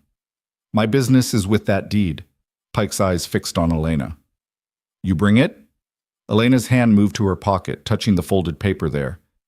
Let them go first. Not how this works, sweetheart. You hand over the deed, then I'll think about letting these good people live. You're lying, Sarah called out from the porch. Don't give him anything, Elena. One of Pike's men moved towards Sarah threateningly, and David stepped in front of his family, his expression fierce despite his empty hands. Touch them, and you'll regret it, Jonah said quietly. Pike laughed. You gonna stop me, Reed? You and what army? This army. The voice came from behind them. Elena twisted in her saddle to see riders emerging from the trees, John Callahan with his two oldest sons, the Mitchell brothers, Old Tom, and at least a dozen other men she recognized from the valley. They spread out in a wide arc, rifles ready, faces grim. Pike's smile faltered. This doesn't concern any of you. The hell it doesn't, John Callahan said. You're threatening our neighbors, on our land. That makes it our concern. I've got legal claim to those water rights. You've got nothing but a gang of thugs and a reputation for violence, Jonah interrupted. And you're surrounded by people who are tired of men like you taking what doesn't belong to them. Pike's men shifted nervously, looking at the settlers closing in around them. They'd signed on for intimidation, maybe some light theft. Not a war with every homesteader in the valley. Stand down, one of Pike's men said. This isn't worth dying for. Coward, Pike spat. But when he looked around, Elena could see him doing the math. 20 armed settlers against 8 hired guns. Even if he won the fight, he'd lose men he couldn't afford to replace. Here's how this goes, Jonah said. You and your men ride out of this valley. You don't come back. You don't threaten anyone here again. And in exchange, we let you leave with your lives. And the deed? Stays exactly where it belongs, with the people who'll use it fairly. Pike's jaw clenched. You think this is over? You think I'll just walk away? I think you'll do what smart men do when they're beaten. You'll cut your losses and find easier prey. Jonah's voice hardened. Or you'll die here. Your choice. The standoff stretched out, tension thick enough to choke on. Elena watched Pike's face, saw the calculation behind his eyes, the weighing of pride against survival. Finally, Pike yanked his horse around. This valley is not worth the trouble anyway. Let's go, boys. His men needed no further encouragement. They mounted quickly and rode out, following their leader back toward the lower valleys. Elena watched them until they disappeared, her heart still hammering against her ribs. Only when they were truly gone did Sarah sag against David, her brave facade crumbling. Oh, thank heavens! Thank heavens! Elena dismounted and ran to the porch, pulling Sarah into a fierce hug. I'm so sorry. This was my fault. Stop. Sarah pulled back, her hands gripping Elena's shoulders. This was Pike's fault, and your father's fault, not yours. The other settlers gathered around, checking on the Harpers, congratulating each other on a crisis averted. But Jonah remained apart, his expression troubled. Elena went to him. What's wrong? Pike's gone. For now. Jonah dismounted, running a hand through his hair. But men like him don't forget. And your father's still out there, probably working with Pike to find another way to get what he wants. Then we prepare. Elena squared her shoulders. We make sure everyone knows the water rights will be managed fairly. We build a community that's strong enough to resist men like Pike. That's a tall order. Maybe. But I've got help. She looked around at the men and women who'd risked their lives to stand with her. We all do. Jonah's expression softened. When did you get so brave? I think I always was, Elena said quietly. I just needed to find a place where bravery mattered. As the sun set over the valley, painting the sky in shades of gold and crimson, the settlers shared food and stories, turning a near tragedy into a celebration of community. Children played in the yard while adults planned and strategized, building the framework for a future where resources were shared and neighbors stood together. Elena sat on the porch steps beside Jonah, watching it all with a sense of wonder. 6 weeks ago, she'd been sold like property. Now she was helping to build something that mattered, a community based on fairness and mutual support instead of greed and exploitation. But even as hope bloomed in her chest, Elena knew the threat wasn't truly gone. Pike had retreated, but he hadn't surrendered. And somewhere out there, Caleb Ward was nursing his wounds and plotting his next move. The real battle was still ahead. The battle came in the quiet hours before dawn, when the world hung suspended between darkness and light. Elena woke to the smell of smoke. She bolted upright, her heart already racing, and stumbled to the storage room door. The main cabin was hazy with gray tendrils creeping through the cracks in the shutters. Outside, she could hear shouting, the thunder of hooves, and underneath it all, the unmistakable crackle of fire. "Jonah!" She grabbed her dress, pulling it on over her nightgown with shaking hands. He was already down from the loft, rifle in hand, his face grim in the pre-dawn gloom. "They're burning the barn. Stay inside and bar the door behind me." "No!" But he was already gone, slipping out into the chaos. Elena ran to the window and peered through a gap in the shutters. The barn was fully engulfed, flames leaping 20 feet into the air, casting everything in hellish orange light. The horses screamed in terror, and she could see Jonah running toward the corral, trying to free them before the fire spread. Dark figures moved in the shadows beyond the firelight.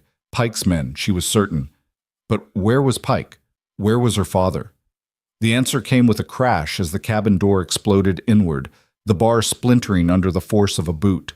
Caleb Ward stumbled through, wild-eyed and reeking of whiskey, a pistol clutched in his shaking hand. "Where is it?" he demanded. "Where's the deed?" Elena backed away, her mind racing. The real deed was hidden in the root cellar, buried beneath bags of potatoes. The fake was in her sewing kit. Neither was worth dying for. "It's gone," she said. "I gave it to the Territorial Land Office. It's registered in the valley's name now, not mine." It was a lie, but a good one. The kind that might buy her time. Caleb's face contorted with rage. "Liar! You'd never give up that kind of power." "You don't know me at all, do you?" Elena's voice was steadier than she felt. "You never bothered to learn what I cared about." "I know you're my daughter, and you owe me." He waved the pistol wildly. "I fed you, clothed you, kept you alive all those years. You sold me." The words ripped out of her. "You stood on that platform and sold your own child because you couldn't stand the sight of me. Don't you dare talk to me about what I owe you." Outside, gunfire cracked through the night. Elena flinched, but Caleb barely seemed to notice. "Pike promised me $5,000 for that deed," he said, his voice slurring. 5,000. Enough to start over, to be someone important. But you ruined it. You ruined everything, just like you always do. Pike lied to you. Elena's back hit the wall. He was going to take the deed and kill you. That's what men like him do. "Shut up," Caleb lurched forward. "You don't know anything. You're just a stupid, worthless girl who got lucky finding a mountain man desperate enough to take her in."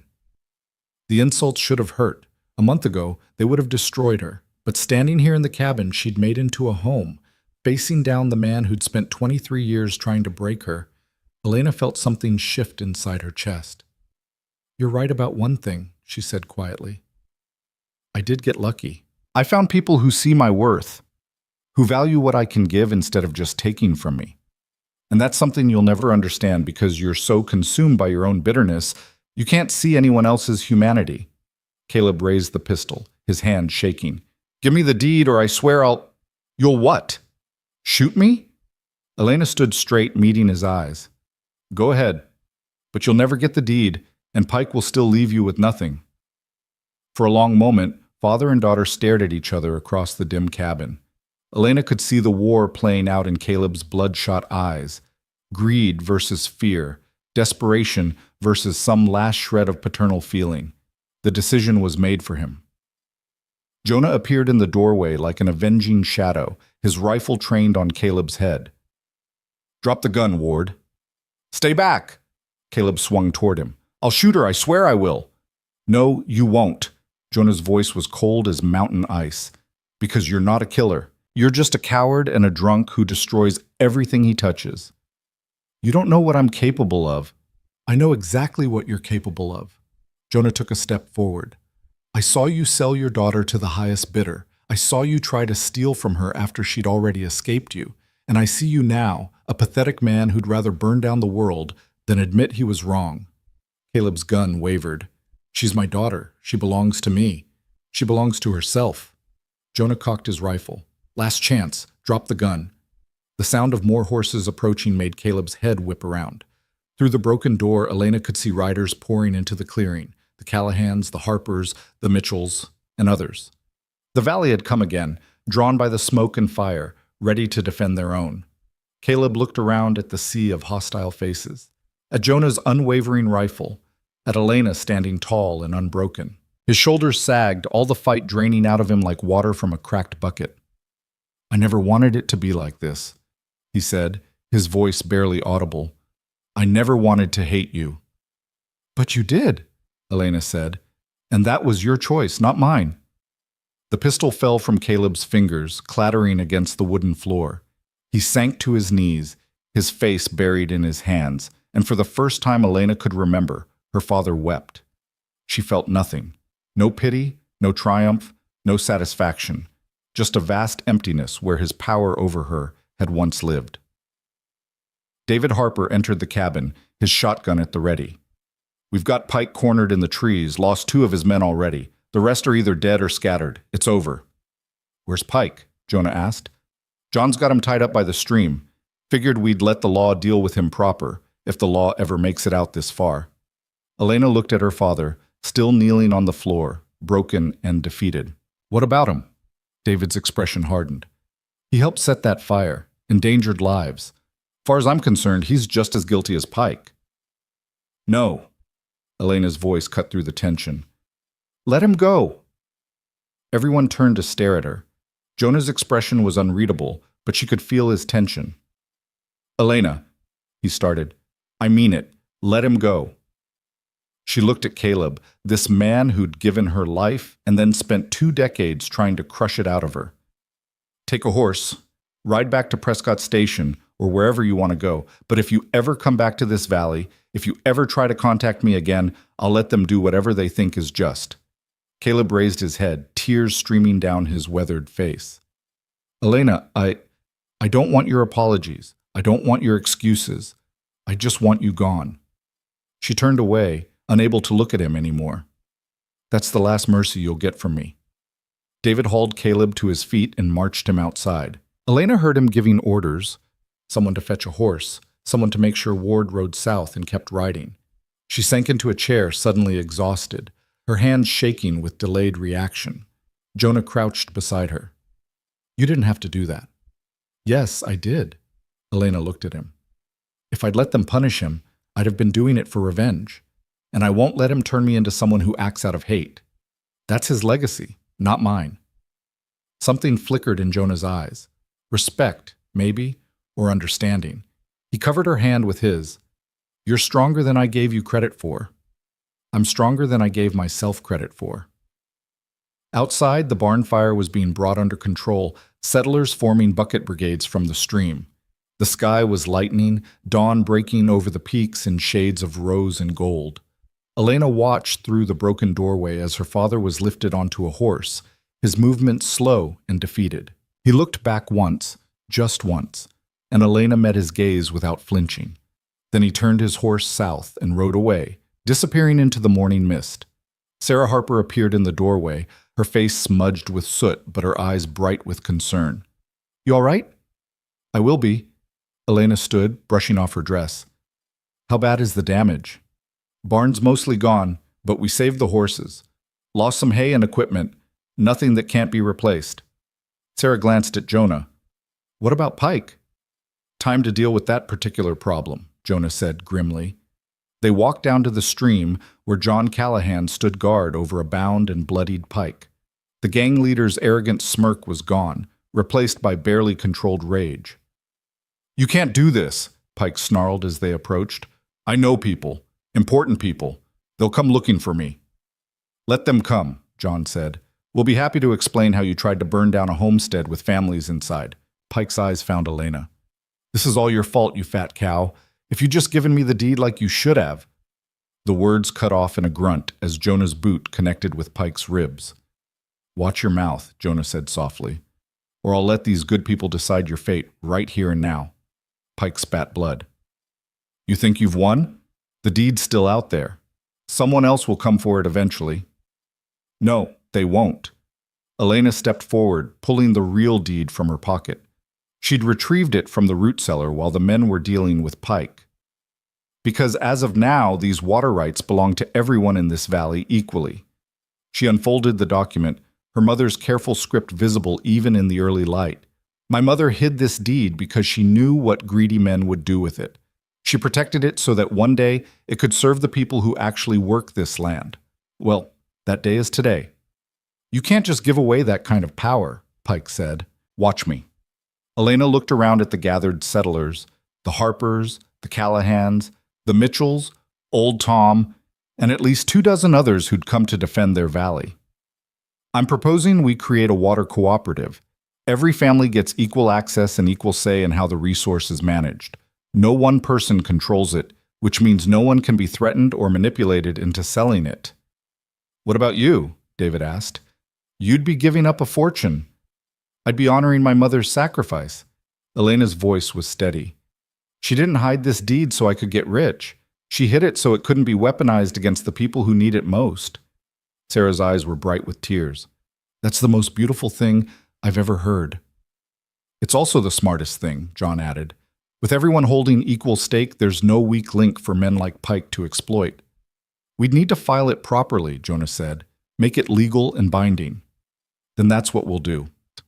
Elena refolded the deed carefully. "We'll ride to the territorial office together. File the papers as a group. Make it official." Pike laughed bitterly. "You fools, you're giving up the one thing that could have made you powerful." "We don't need power," Elena said quietly. "We just need each other." They left Pike tied by the stream while they discussed the details. By mid-morning, a plan had formed. A delegation would ride to the territorial capital, Jonah, Elena, David Harper, and John Callahan, to file the cooperative papers. The rest would stay behind to guard the valley and rebuild what Pike's raid had destroyed. Pike himself would be handed over to the territorial marshal, assuming they could find one who wasn't in someone's pocket. If not, well, frontier justice had its own ways of dealing with men who threatened children and burned barns. Elena spent the afternoon helping salvage what they could from the ruined barn.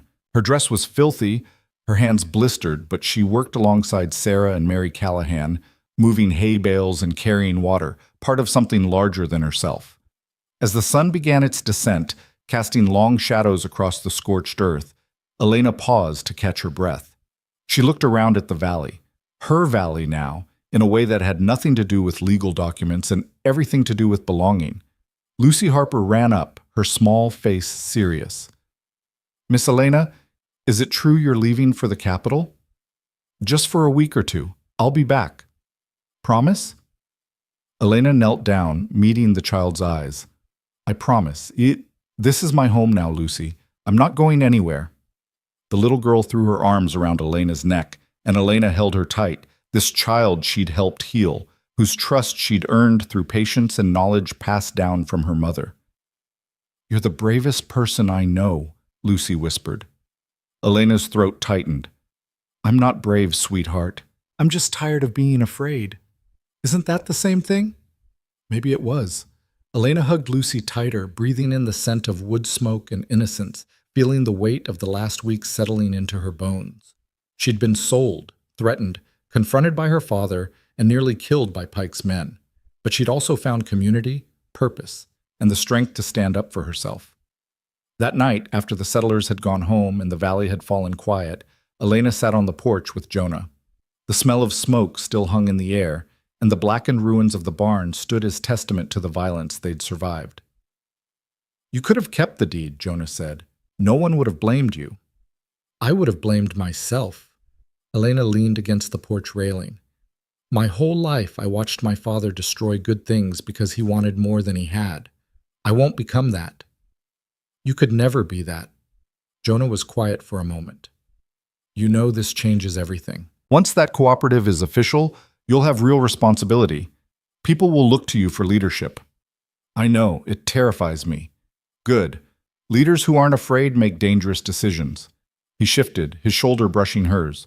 But you won't be alone. The valley's behind you. And you? Elena looked at him. Will you be behind me too? Jonah met her eyes, and something passed between them, an understanding that went beyond words. I'll be wherever you need me to be. Elena's heart stuttered. In the weeks since he'd bought her freedom, Jonah had been guardian, teacher, friend. But this felt different. This felt like the beginning of something neither of them had planned for. I need you here, she said quietly. I need you to help me build this thing we're creating. I need... She stopped, unsure how to articulate the tangle of feelings in her chest. I'm not going anywhere, Jonah said. This valley's my home. You've made it that way. They sat in comfortable silence, watching stars emerge in the darkening sky. Somewhere in the distance, a wolf howled, and the sound echoed off the mountains like a promise or a warning. The next morning, they prepared for the journey to the territorial capital. Jonah packed supplies while Elena carefully wrapped the deed in oiled cloth, protecting her mother's legacy for the future it deserved. Sarah arrived early with fresh bread and a tearful hug.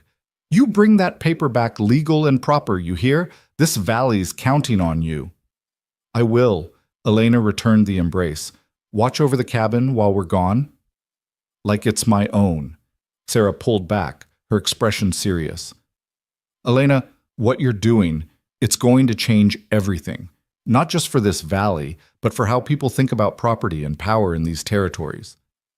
I just want people to have what they need to survive. That's why it'll work, Sarah smiled. Because you're not doing it for glory or profit. You're doing it because it's right. The delegation left at first light, 4 riders heading east toward civilization and bureaucracy. Elena had never been to a territorial capital, had barely been outside Prescott Station in her entire life. The prospect should have terrified her, but sitting tall in Molly's saddle with the deed secure in her saddlebag, she felt only determination. They rode for 3 days, covering ground that took them from mountain wilderness to rolling foothills to the edges of established settlements. Each night, they camped under the stars, and Jonah told stories about his years as a scout, about places he'd seen and people he'd known. You never talk about the war, Elena observed one evening as they sat by the fire. Not much to say about it. Jonah poked at the embers with a stick. Men died. Some deserved it, most didn't. I did things I'm not proud of because I was told they were necessary. Do you still believe they were necessary? No, the word was flat, final.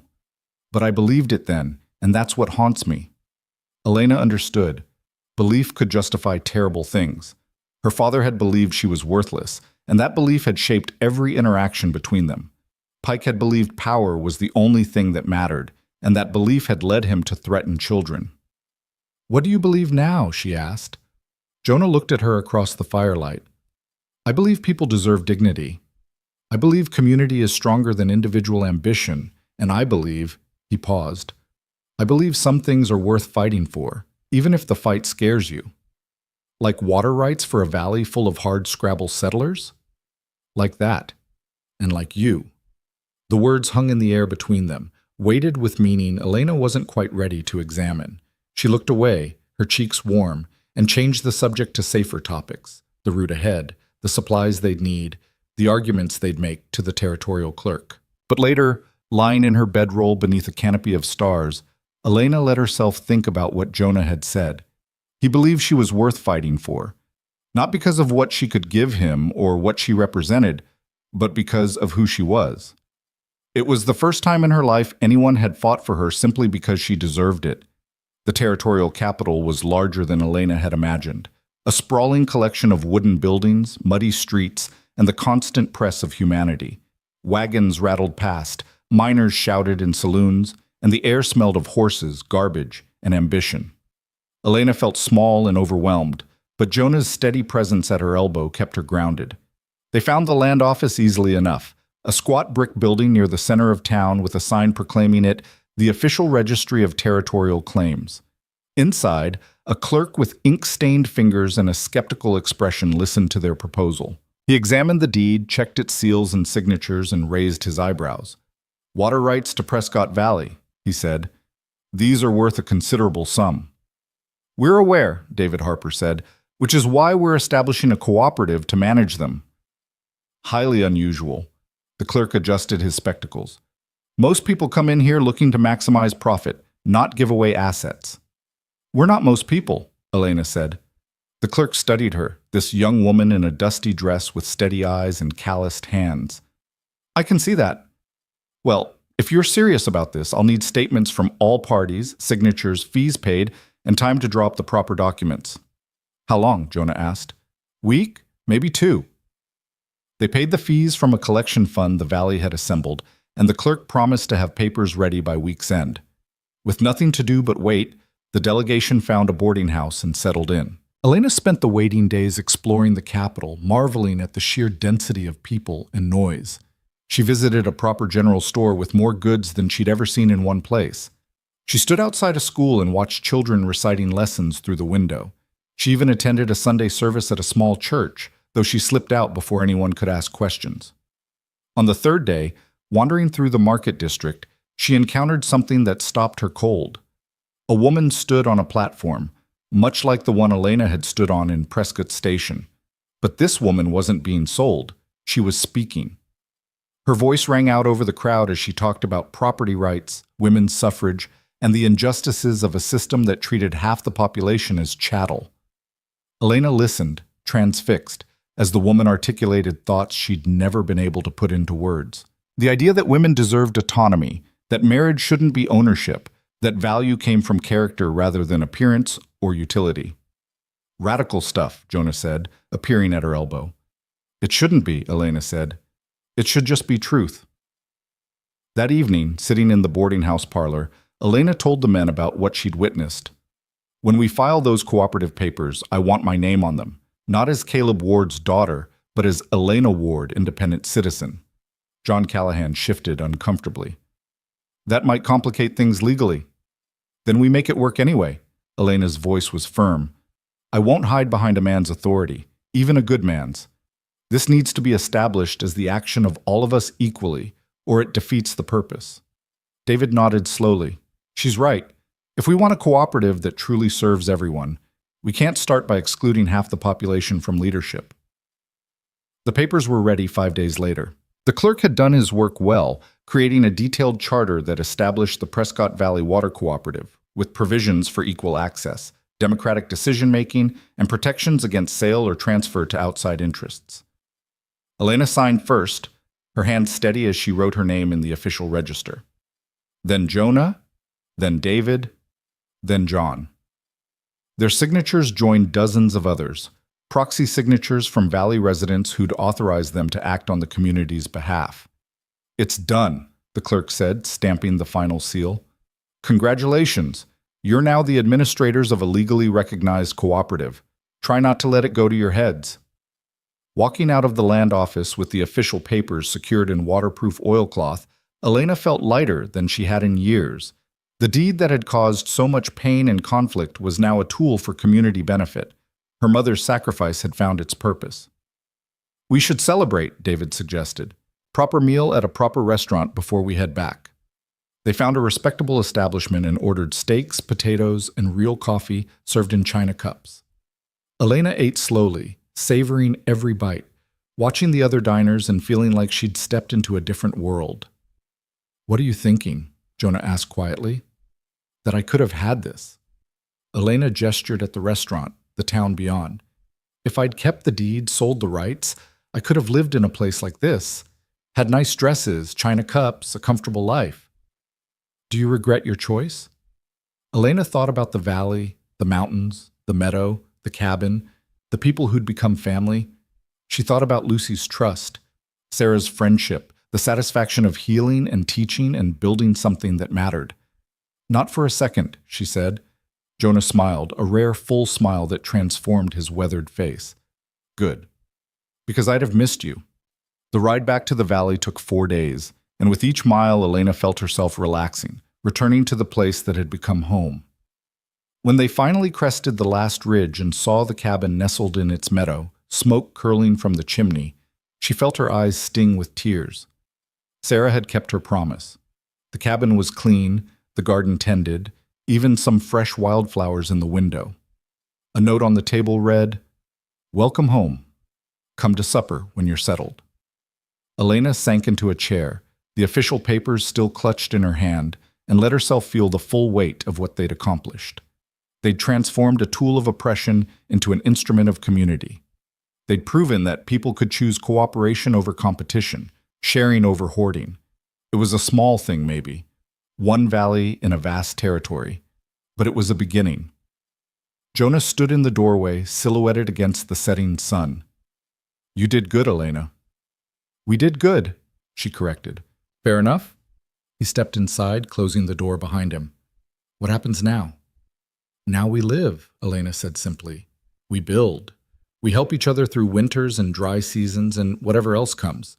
We teach the children, heal the sick, and make this valley into something worth protecting." "Sounds like a plan." Jonah moved to the fireplace, building up the flames. "You really think it'll work, this cooperative?"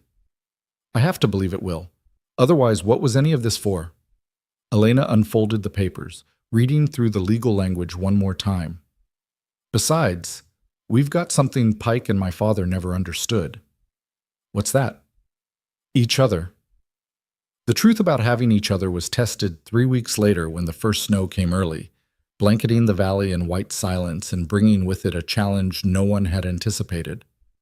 Elena was grinding willow bark when she heard the horse approaching, its hoofbeats muffled by fresh powder. She looked up to see a stranger, a young man barely 20, his face gray with exhaustion and fear. "Please," he gasped, half falling from his saddle. "My wife. She's having the baby, and something's wrong. The midwife from Prescott Station won't come this far in the snow.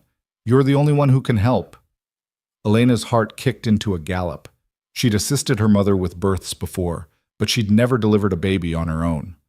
"How far?" 8 miles south, past the Callahan place." The young man, he said his name was Matthew Brennan, gripped her arm desperately. "Please, she's been laboring for 2 days. I can hear her screaming, and I don't know what to do." Jonah appeared from the barn, reading the situation instantly. "I'll saddle the horses. Elena, get your supplies." She moved on instinct, gathering everything she might need. Clean cloth, sharp scissors, willow bark for pain, yarrow for bleeding, herbs her mother had taught her could speed a difficult labor. Her hands shook as she packed, knowing that lives hung in the balance. They rode through falling snow, Matthew leading the way at a pace that bordered on reckless. Elena's mind raced through everything her mother had taught her: breech births, cord tangles, hemorrhaging. Any number of complications could kill both mother and child in minutes. "Don't think," Jonah said quietly, riding beside her. "Just do what you know how to do." The Brennan homestead was little more than a lean-to and a tent, the kind of temporary shelter new settlers built while they established themselves. Inside the tent, a young woman thrashed on a pallet of blankets, her face contorted with pain, her screams echoing across the snowy valley. Elena dismounted and went to her, pressing a hand to the woman's sweat-soaked forehead. "My name's Elena. I'm here to help." "What's your name?" "Catherine," the woman gasped between contractions. "Please, something's wrong. It hurts." Elena examined her quickly, feeling for the baby's position, and her stomach dropped. Breech. The baby was coming feet first, which explained the prolonged labor and Catherine's agony. "Jonah," Elena called, keeping her voice steady, "I need you to boil water and sterilize the scissors. Matthew, hold your wife's hand and talk to her. Keep her focused on your voice." She turned back to Catherine, smoothing the damp hair from her face. "Listen to me. Your baby's turned around, which makes things harder, but not impossible. I've seen this before. I know what to do. But I need you to trust me and do exactly what I say. Can you do that?" Catherine nodded, tears streaming down her face. "Please save my baby. I'm going to save both of you." The next hour was the longest of Elena's life. She worked with steady hands and racing heart, guiding Catherine through each contraction, manipulating the baby's position with careful pressure, talking constantly to keep both of them calm. Her mother's voice echoed in her memory, instructions given years ago beside other desperate women in other crude shelters. On the next contraction, I need you to push with everything you have, Elena said. I've got the baby's legs. One more good push and the shoulders will be through. Catherine screamed, pushing with the last of her strength, and Elena felt the baby slip free into her waiting hands. A boy, tiny and blue and terrifyingly still. No, this couldn't end this way. Elena worked quickly, clearing the infant's airway, rubbing his chest with firm strokes. Come on, she whispered. Breathe. Please breathe. Nothing. The baby lay limp in her hands, and Catherine's sobs filled the tent. Then Elena remembered something her mother had done once, something that had seemed desperate and strange but had worked. She bent down and breathed gently into the baby's mouth, just a puff of air, then rubbed his chest again.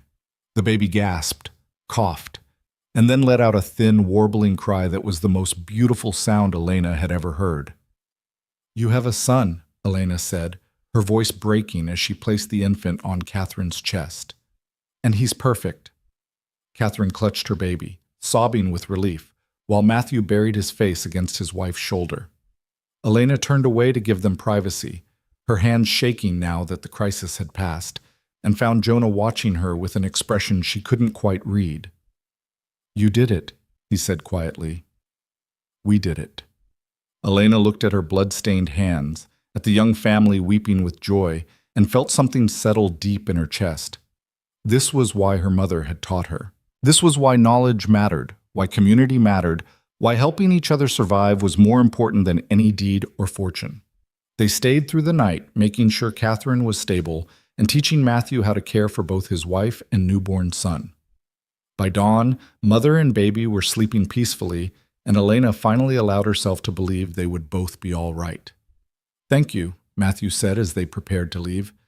I don't have much, but whatever you need. We don't need payment, Elena interrupted gently. Just take care of your family, and when you're settled and someone else needs help, you pass it forward. Riding back through the snow-covered valley as the sun rose pink and gold over the peaks, Elena felt exhausted but profoundly satisfied. Jonah rode beside her in companionable silence until they crested the ridge above the cabin. You're remarkable, Shad, he said. You know that, don't you? I just did what needed doing. That's what makes you remarkable. He reined smoke to a stop, turning to face her fully. Elena, I need to tell you something. Her heart stuttered at the seriousness in his tone. What is it? When I bought your freedom in Prescott Station, I told myself I was just helping someone who needed help, that it was about doing the right thing, nothing more. He paused, seeming to struggle with words. But that was a lie. The truth is, I saw you standing on that platform, and something in my chest just broke open. You looked so brave and so terrified at the same time, and I knew I couldn't walk away. Elena's throat tightened. Jonah, I'm not good with words, never have been. But these past months, watching you transform this place, watching you find your strength and help others find theirs. He stopped, swallowed hard. What I'm trying to say is that I care about you, more than I've cared about anyone in a very long time. And I need to know if there's any chance you might feel the same way. Elena looked at this man who'd given her freedom when she had none, who'd stood beside her against her father and Pike, who'd never once made her feel small or worthless or ashamed. I've spent my whole life believing no one could want me, she said quietly, that I was too much, too plain, too ordinary to deserve love. But you've never made me feel that way. You've made me feel seen. You are seen. Jonah's voice was rough with emotion. Every day I see you, your kindness, your courage, your refusal to let bitterness win even when you had every right to be bitter. I see all of it, Elena, and it's beautiful. Tears spilled down her cheeks, hot against her cold skin. I care about you too. So much it frightens me sometimes. Then let's be frightened together. He dismounted and came to stand beside Molly, looking up at Elena with those pale gray eyes that had once seemed so cold and now held nothing but warmth. I'm not asking you to marry me. Not yet. I know you've had enough of people making decisions about your life, but I'm asking if you'd like to build something here. Not just a cooperative or a community, but a life. Together. Elena climbed down from the saddle and stood before him, this mountain man who'd seen past her father's cruelty to the person underneath. Yes, she said simply. I would like that very much. Jonah smiled, a real smile, full and unguarded, and pulled her into his arms. Elena melted against him, feeling safe and valued and home in a way she'd never imagined possible. They stood there in the snow, holding each other, while the valley woke around them and smoke curled from distant chimneys. We should get inside, Jonah said eventually. You've been up all night, and you need rest. But as they walked toward the cabin, Elena felt more awake than she had in years. Awake and alive and ready for whatever came next. What came next was winter, fierce and unforgiving, testing every family in the valley. The cooperative's first real challenge came in January when a brutal cold snap froze the main water source, threatening livestock and families alike.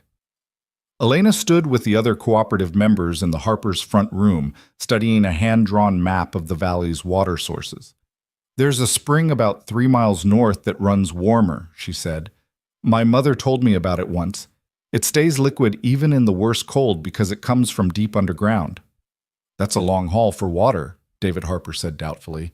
Better than losing livestock. John Callahan traced the route with his finger. If we clear a path and set up a relay system, we could keep everyone supplied until the thaw. It took the entire community working together. Men clearing snow, women organizing the relay schedule, children helping haul water in small buckets they could manage. Elena and Jonah worked alongside everyone else, no longer separate, but part of the collective fabric. On the coldest night, when the temperature dropped so low that exposed skin froze in minutes, the Mitchells' youngest child developed a dangerous fever. Elena trudged through waist-deep snow to reach their homestead, carrying willow bark and feverfew, and stayed through the night applying cold compresses and coaxing medicine into the delirious boy. When the fever finally broke at dawn, Sarah Mitchell clutched Elena's hands with tears streaming down her face. You saved him. You saved my baby. The valley saved him, Elena said gently. Everyone who cleared that path so I could get here. Everyone who's been hauling water so your family could survive. We all saved him. Word of Elena's healing skills spread beyond the valley. By February, people were riding in from settlements 30 miles away, seeking help for ailments both common and complex. Elena treated frostbite, pneumonia, broken bones, and difficult pregnancies. She taught other women her mother's remedies, creating a network of healers who could serve their own communities. The cabin transformed into an informal clinic. Jonah built shelves for Elena's growing collection of medicines and added a second room where the sickest patients could rest while recovering. He never complained about the constant stream of visitors, just quietly made more space and kept the firewood stocked.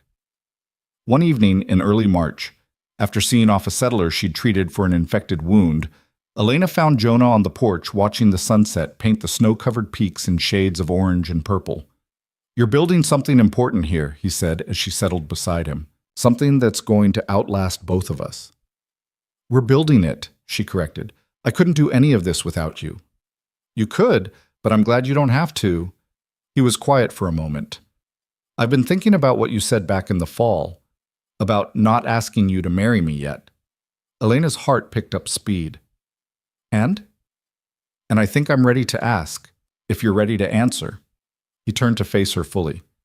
Elena Ward, will you marry me? Not because you need protecting or providing for. You're more than capable of managing on your own. But because I love you, and I want to build this life with you as my partner and equal. Elena looked at this man who'd saved her, stood by her, and never once tried to diminish her. Yes, she said, her voice steady and sure. Yes, I'll marry you. They were wed in April when the snow had melted and wildflowers carpeted the meadow. The entire valley turned out for the celebration, families bringing food, musicians playing fiddles, children running wild through the grass. Sarah Harper wove wildflowers into Elena's hair, and Mary Callahan lent her a beautiful shawl. Elena wore her mother's wedding quilt draped over her shoulders, its squares catching the sunlight.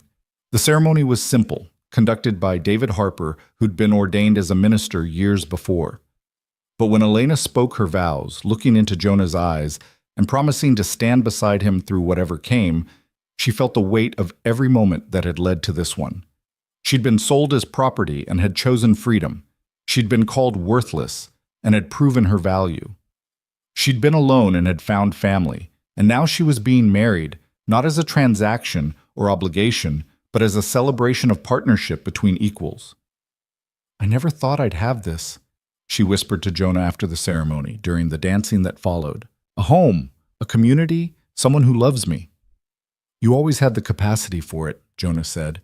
"You just needed the space to become who you were meant to be." As summer arrived and the valley bloomed with life, the cooperative flourished. Water flowed to every homestead fairly. Disputes were settled democratically. New families arrived, drawn by stories of a settlement where resources were shared and leadership was collective. Elena's reputation as a healer grew. She trained Lucy Harper and 3 other young women in her mother's techniques, ensuring the knowledge would continue after she was gone. She established a proper clinic in a building the community constructed together, with separate rooms for treating patients and storing medicines. One afternoon in late July, Elena was preparing poultices when she heard familiar hoofbeats. She looked up to see a bedraggled rider approaching, and recognition struck like lightning. Caleb Ward. Her father looked worse than when she'd last seen him, his clothes ragged, his face gaunt, his eyes hollow with something that might have been regret. He dismounted slowly, like every movement hurt. Jonah appeared from the barn, rifle in hand, positioning himself between Caleb and Elena. "I'm not here to cause trouble," Caleb said, his voice a shadow of its former bluster. I needed to see—" He stopped, seeming to struggle with words. "I'm dying, Elena. Consumption. Doctor down in Prescott Station gave me maybe 3 months." Elena felt nothing at first. Then slowly something like pity stirred. "Why did you come here?" "To say I'm sorry." Caleb's eyes were wet. "I know it doesn't change anything. I know I don't deserve forgiveness. But I couldn't die without telling you that I was wrong. About everything. You were never worthless. You were never a burden. I was just too broken by my own failures to see the gift I'd been given." Elena stepped forward, past Jonah's protective stance, and looked at the man who'd spent 23 years crushing her spirit. "I forgive you," she said quietly. Caleb's face crumpled. "How?" "After everything I did, because holding on to anger would poison what I've built here." Elena gestured at the valley, the clinic, the life she'd created. "You took enough from me. I won't let you take my peace too." "Your mother would be proud of you," Caleb whispered. "She always said you were stronger than you knew." She was right. Caleb stayed for 3 days, sleeping in the barn and helping with small tasks as his strength allowed. Elena treated his symptoms, easing his pain with the same remedies she'd used on strangers. They didn't speak much. There was too much damage, too many years of hurt. But on the morning he left, Caleb pressed something into Elena's hand. "This was your mother's," he said. "The only thing I kept that had any meaning." Elena looked down at the small locket, tarnished silver with a faded photograph inside. Margaret as a young woman, smiling at the camera with hope in her eyes. "Thank you," Elena said. Caleb nodded, climbed onto his horse, and rode away. Elena never saw him again, but 6 weeks later she received word that he'd passed peacefully in Prescott Station, and in his final hours he'd told anyone who would listen about his remarkable daughter who'd become a healer and leader. "Do you think he really changed?" Jonah asked when Elena shared the news. "I think he wanted to." Elena closed the locket carefully. "Whether he actually did doesn't matter anymore. What matters is that I'm free of him, not because he's gone, but because I chose to let go." As autumn painted the valley in gold and crimson, Elena discovered she was pregnant. The news brought joy and terror in equal measure. Memories of Catherine Brennan's difficult birth, of all the ways childbirth could go wrong. But Sarah Harper and Mary Callahan stood by her, as did Lucy, now 16 and training seriously as a healer. "You brought my brother into the world," Lucy said firmly. "Now I get to help bring yours." The baby came in February, during a quiet snowfall that turned the world soft and white. The labor was long but uncomplicated, and when Elena finally held her daughter, dark-haired and squalling and perfect, she wept with relief and joy. "What should we name her?" Jonah asked, cradling the infant with surprising gentleness. Elena looked at her mother's quilt, spread across the bed, and thought about the woman who'd protected her daughter's future even while dying. "Margaret," she said, "after my mother, so she'll know where she came from."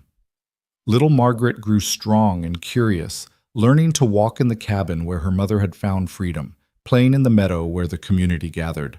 Elena taught her about herbs, about healing, about the importance of standing up for what's right even when it's hard.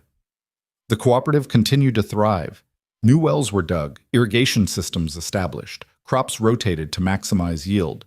The valley became known throughout the territory as a model of collective prosperity, attracting visitors who wanted to learn how they'd done it. Elena met with these visitors, explaining the principles that had guided them: equality over hierarchy, cooperation over competition, long-term sustainability over short-term profit. Some visitors listened and tried to replicate it in their own communities. Others dismissed it as impractical idealism. Elena didn't mind either way. She wasn't trying to save the world, just this valley and the people in it.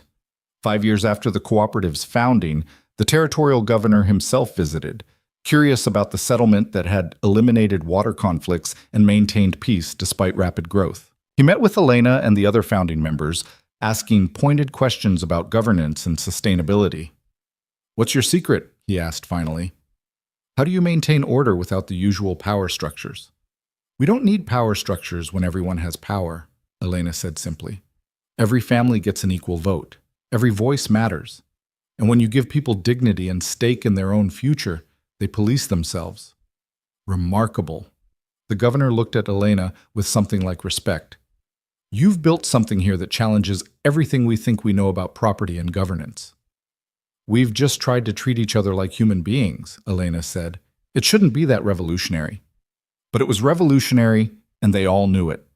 In a territory built on individual claims and competitive resource extraction, the Prescott Valley Cooperative stood as proof that another way was possible. Years passed, measured in seasons and births and harvests. Elena's clinic expanded, serving hundreds of families across multiple valleys. Lucy became a full healer in her own right, eventually taking over many of Elena's duties as Elena focused on training the next generation. Margaret grew into a thoughtful, curious girl who seemed to have inherited both her mother's compassion and her father's quiet strength. Jonah built them a proper house, larger than the original cabin, with room for Margaret and for the patients who needed extended care. But they kept the old cabin too, as a reminder of where they'd started and how far they'd come. On Elena's 40th birthday, the community threw a celebration. Families gathered from across the valley and beyond, bringing food and music and stories about how Elena had healed them, or helped them, or simply shown them kindness when they needed it most. "I never wanted to be anyone important," Elena told Sarah as they watched the festivities. "I just wanted to be valued." "You're both," Sarah said, squeezing her hand. "And you earned it." That night, lying beside Jonah in the darkness, listening to Margaret's soft breathing from the next room, Elena reflected on the journey that had brought her here. From that auction block in Prescott Station to this life she'd built, a life filled with purpose, love, and belonging. "What are you thinking about?" Jonah asked, his hand finding hers beneath the quilt. "Everything. Nothing." Elena turned to face him. "I'm thinking about how I used to believe my worth was determined by other people's judgment, and now I know it never was. I was always valuable. I just needed to find a place where that value could flourish." "This valley needed you," Jonah said. "I needed you. We needed each other." Elena kissed him softly. "That's what makes this work, the understanding that we're all stronger together than we could ever be alone." 17 years after Elena had been sold for $200, the Prescott Valley Cooperative was thriving with over 60 families. its water management system copied by settlements across the territory. The clinic Elena had founded served thousands, and her students were establishing healing practices in their own communities. On a clear autumn morning, Elena stood on the ridge above the valley, the same ridge where she'd first seen the cabin that would become her home. Margaret stood beside her, now a young woman of 15 with her grandmother's skill for healing and her mother's fierce determination. "Mama," Margaret said, "Lucy wants to know if I'm ready to assist with the Henderson baby next month. Are you ready?" Margaret considered the question seriously. "I think so. I've studied everything you've taught me. I know what to do if things go wrong." "Then you're ready." Elena put her arm around her daughter's shoulders. "Remember, healing isn't just about knowledge. It's about seeing people's humanity and honoring their dignity, even in their most vulnerable moments." "Like you did with that first baby? The Brennan boy?" "Exactly like that." Elena smiled. "That was the night I truly understood what my mother had been trying to teach me all along. That the greatest power we have is the power to help each other survive." They stood together, looking out over the valley. The neat homesteads, the cultivated fields, the network of irrigation channels that carried water fairly to every family. Smoke rose from chimneys, children played in yards, neighbors called greetings to each other across fence lines. It wasn't perfect. There were still disputes, still challenges, still moments when old patterns of selfishness threatened to resurface. But the foundation was strong, built on principles of equality and mutual support, on the understanding that everyone's well-being was connected. "Do you ever wonder what would have happened if Mr. Jonah hadn't bought your freedom?" Margaret asked. Elena thought about it, really thought about it. "I'd like to think I would have found another way out eventually, but I'm grateful I didn't have to find it alone." That evening, the valley gathered for one of their regular community meetings. They discussed water allocation for the coming spring, plans for a new school building, and a proposal to extend cooperative principles to timber rights in the surrounding forest. Elena listened as voices rose and fell, as families debated and compromised and worked toward consensus. She saw Sarah Harper, now in her 50s, offering wisdom about sustainable resource management, John Callahan presenting a proposal for collective winter storage, Lucy leading a discussion about establishing a formal healing school, and she saw Jonah, her partner in all things, moderating the discussion with quiet authority, making sure every voice was heard. When the meeting ended and families began heading home through the twilight, Jonah found Elena standing apart, watching the dispersing crowd with tears in her eyes. "What's wrong?" he asked, concern immediate in his voice. "Nothing's wrong." Elena wiped her eyes, smiling. "Everything's right. I'm so grateful for all of this, for you, for the life we've built." Jonah pulled her close, his arms strong and steady around her. "We've built something that will outlast us. Our grandchildren will tell stories about how this valley came to be, about the woman who refused to let greed and cruelty define her future. They'll tell stories about all of us," Elena corrected, "about what's possible when people choose cooperation over competition." They walked home together through the gathering darkness, Margaret running ahead to tend the evening fire. The cabin glowed with welcoming light, and through the windows Elena could see the shelves lined with medicines, the table where countless neighbors had shared meals, the hearth that had warmed body and soul through countless winters. This was her legacy, not the water rights or the cooperative charter or even the lives she'd saved through healing. Her legacy was the proof that one person's courage could spark transformation, that dignity once claimed could never truly be taken away, that love and community could triumph over the darkest cruelty. She'd been sold as property and had become a pillar of strength. She'd been told she was worthless and had proven her immeasurable value. She'd been broken by shame and had rebuilt herself into something beautiful and strong. And standing here in the valley that had become her home, surrounded by people who valued her for exactly who she was, Elena Ward-Reed knew with absolute certainty that she was exactly where she belonged. The mountains stood eternal against the darkening sky, and the stream sang its endless song, and the valley that had given her freedom continued its work of transforming lives, just as she had transformed it, and just as it had transformed her, in the ongoing miracle of people choosing to see each other's humanity and build something better together.